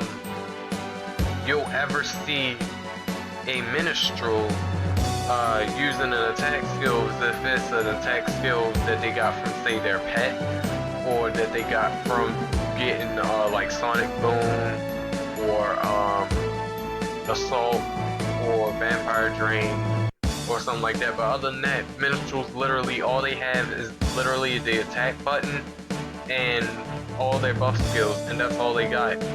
And you know, that shows, you know, how much of a leeching class they are. Like, literally, if you just want to be lazy in this game and really not want to do anything and not want to contribute to helping anybody in parties with fighting bosses or nothing, just be a minstrel. Just be a minstrel. You buy some of your skills, do quests for some of your other skills, and you sit at XP farms every day constantly. You just buff people and you get 3 levels, and you know, you get high level essentially for free, and you don't have to do anything but buff. That's all you do. So, you know, as far as minstrel classes, you know, I personally, I hate them. I mean, they're good to have in a party, but as far as, you know, having them help out with, you know, doing damage, they don't bring nothing to the plate. They don't bring nothing to the table. So it's like, it's useless to have them in a party. It's more useless to have them in a party than to have a sniper in a party, in my opinion. But in your opinion, it might be a completely different scenario. Y'all might think like fish minstrels are, you know, very good. I mean, they are very good to have in a party. Don't get me wrong. But it's just that all I'm saying is they don't have nothing to bring to the table as far as like tanking bosses and surviving. I mean, tanking bosses. Well, they can tank a boss, but they just don't have nothing to put to the plate about damage-wise. What's your opinion on the alchemy class? The alchemy class. Whew. The alchemy class, the alchemist. First of all, I like to call BS on that class, and here's the reason why. The alchemist class is good. They're basically like another version of an HW. They're like the special class version of an HW. I don't like the fact that it seems like most of the skills that you have to get for an alchemist, you have to buy them. But I do like the class a little bit. But what I mainly hate about the alchemist class is the fact that is mobile put in the I'm going to show you guys. You know, they put in the production system within the game, right, for every class to use, and they put it out when the game first came out, and then now they wait years later, 5+ years later, and decides that, oh, so many people has complained about how terrible the succession rate and XP rate is inside of the production class is mobile. Can y'all do something about it? So So what they decided to take and do is they just said, alright, we're just going to, instead of increasing the drop rate succession and stuff like that for the production mechanic, they're just going to make a whole new class that specifically levels the production more. Like, I don't understand it. It's like, if you were just gonna make a class that, you know, specializes in the production mechanic, why give every other class the option to use, you know, the production mechanic? It just doesn't make sense to me at all. It just never made any sense to me. And, you know, that's another problem that I had. It's like, what was the whole purpose? Like, so many people since then, since the production mechanic first came out, has leveled their production, put so much time and effort into leveling their production, just to have a new class just sweep all their time away in half the time, because, you know, half the time that it took for any other class to level their production, alchemists can do that 10 times better and have a greater chance at creating stuff and leveling up their production better. So that's my opinion on the production. But yeah, they are good. They are good. I know damage-wise they are good, because, you know, they have very similar abilities to that of a high wizard. So, you know, damage-wise, yeah, they definitely are good. And yeah, that's my opinion on that. Because I'm gonna be right back really quickly. I'm gonna put up the BRB screen, and I'm gonna be right back really quickly. So just give me a second.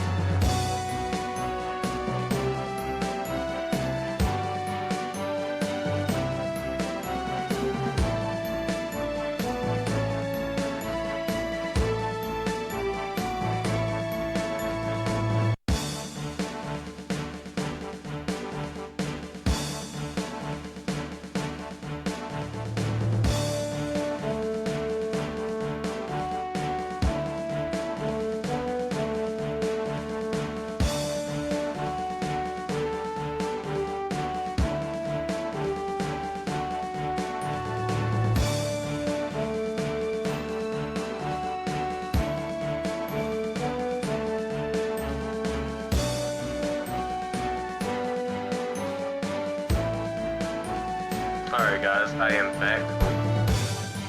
Okay, my audio was picking up. I thought it wasn't at first. Alrighty, it's pretty soon, in like a couple more minutes, I'm gonna go ahead and end the stream, you know, because I've been streaming for a while. Trust me, I don't want to end the stream. I mean, I'm not being forced to do nothing like that. It's just that I really want to get to my beast night and make the video showing his new equipment and stuff like that. And I kind of want to get him to level 200 before I do.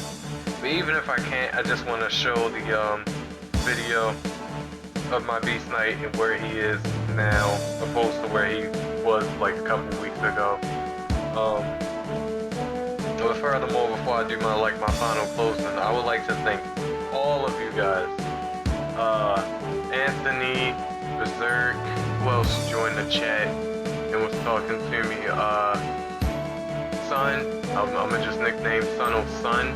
I would like to thank all of you guys, especially for, you know, coming to the stream and chatting with me and watching me, taking the time out your day, you know, to come talk to me and help vent about, you know, the crazy stuff that goes on in this game. And yeah, I really thank you guys a lot for that. I really thank you guys a lot for that. And I can't wait till the day when I'm living alone. I need to make that day come a lot sooner.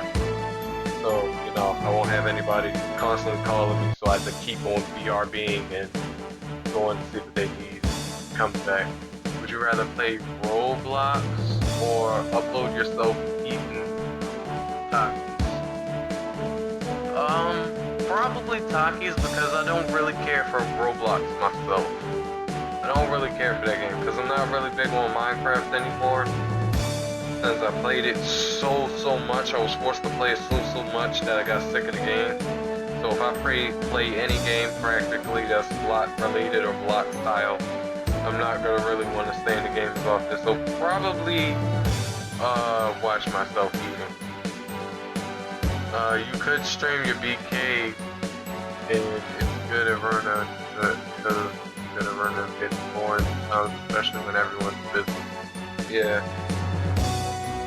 I might close the stream, make the video for my BK, and then stream my BK for a little bit. You know, I could possibly swing that in, because it's only 11 o'clock where I am, so, you know, I can probably swing in a good stream for, Sessa, thanks for the info. Mini Lad posted new content. Ah, crap, the game audio got taken out of, because I went to go check one. Right, bam. There we go.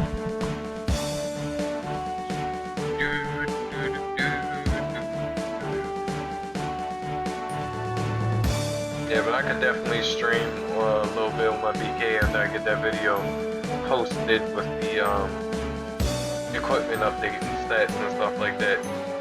And I'm also proud of myself too, because if any of you guys didn't really realize it, today was the first day out of my entire YouTube career since I've started that I've posted so many videos within one day. Like, I literally posted, including the stream, about 9 videos, which for most YouTubers that would be a lot of videos to post within one day, because, you know, each video is so unique and special in their own way. But I felt as though I had to post that many, you know, to try to give insight on, you know, the new MQ that came out, and as well as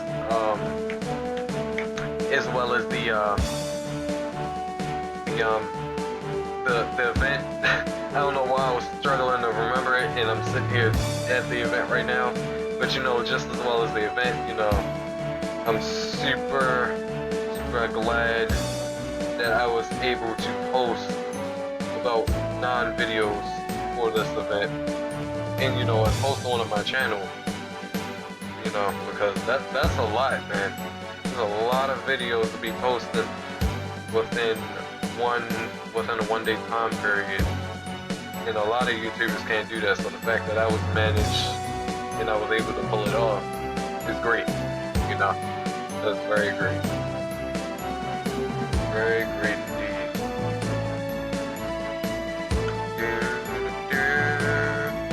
Now, and the event got empty. If y'all look on my map a little bit, I know since since I'm not recording like what I'm sitting here doing, like you don't see me. I'm mostly covering the map with my thumb all the time, but you know, of course, you guys can see clearly on stream. There's not really that many people in the event anymore. I guess the event started to die off a little bit for people. Most people started to go to sleep or whatnot.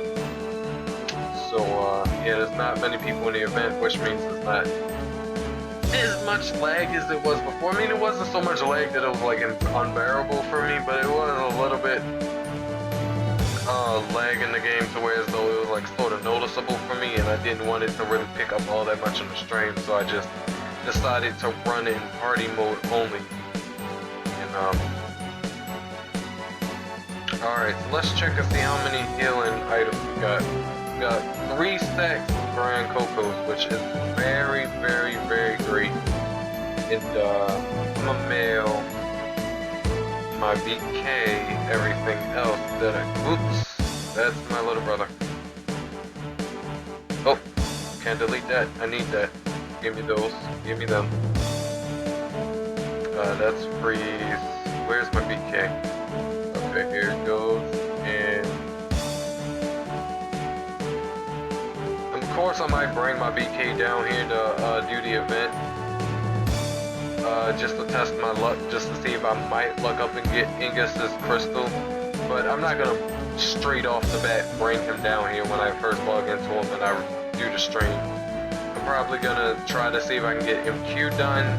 If I can't get anybody to help me with MQ, then I'll just do some farming quests for Kuron and get some items for Kuron. Is there anything else I need to mail my BK? Mail him that, because he is in dire need of HP pots, whereas my samurai is not. And I believe I need to mail him this as well. Oh yeah, plus I need to bring him down here for the island object, so I can get him another pet besides the one colon or Kimju that I have. I believe I have a Kimju. I think I have a Kimju on him I have a Kimju named Yoshi, and it was short for Yoshitsune, which was one of my feline companions on the Monster Hunter game. If you don't remember what that game is or know that game. But alright, I'm gonna close everything off. So I would like to thank all of you guys once again for joining the video. Yes, Anthony, it has been, well, Suni, it's been 3 hours since I've started the stream. Yeah, it's been 3 hours. It's been really fun, really long time of streaming, but I'm gonna bring this stream to a close. So I'd like to thank all of you guys for watching the stream and the videos that I posted, you know, for the updates and all that other good jazz. Arigato to all my little Charmanders out there.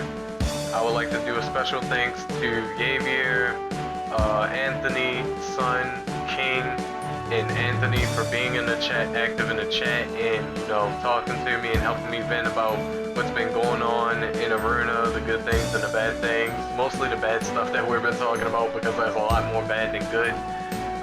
I am going to start up another stream really soon. Just let me record and kick out the video for my Beast Knight equipment showcase.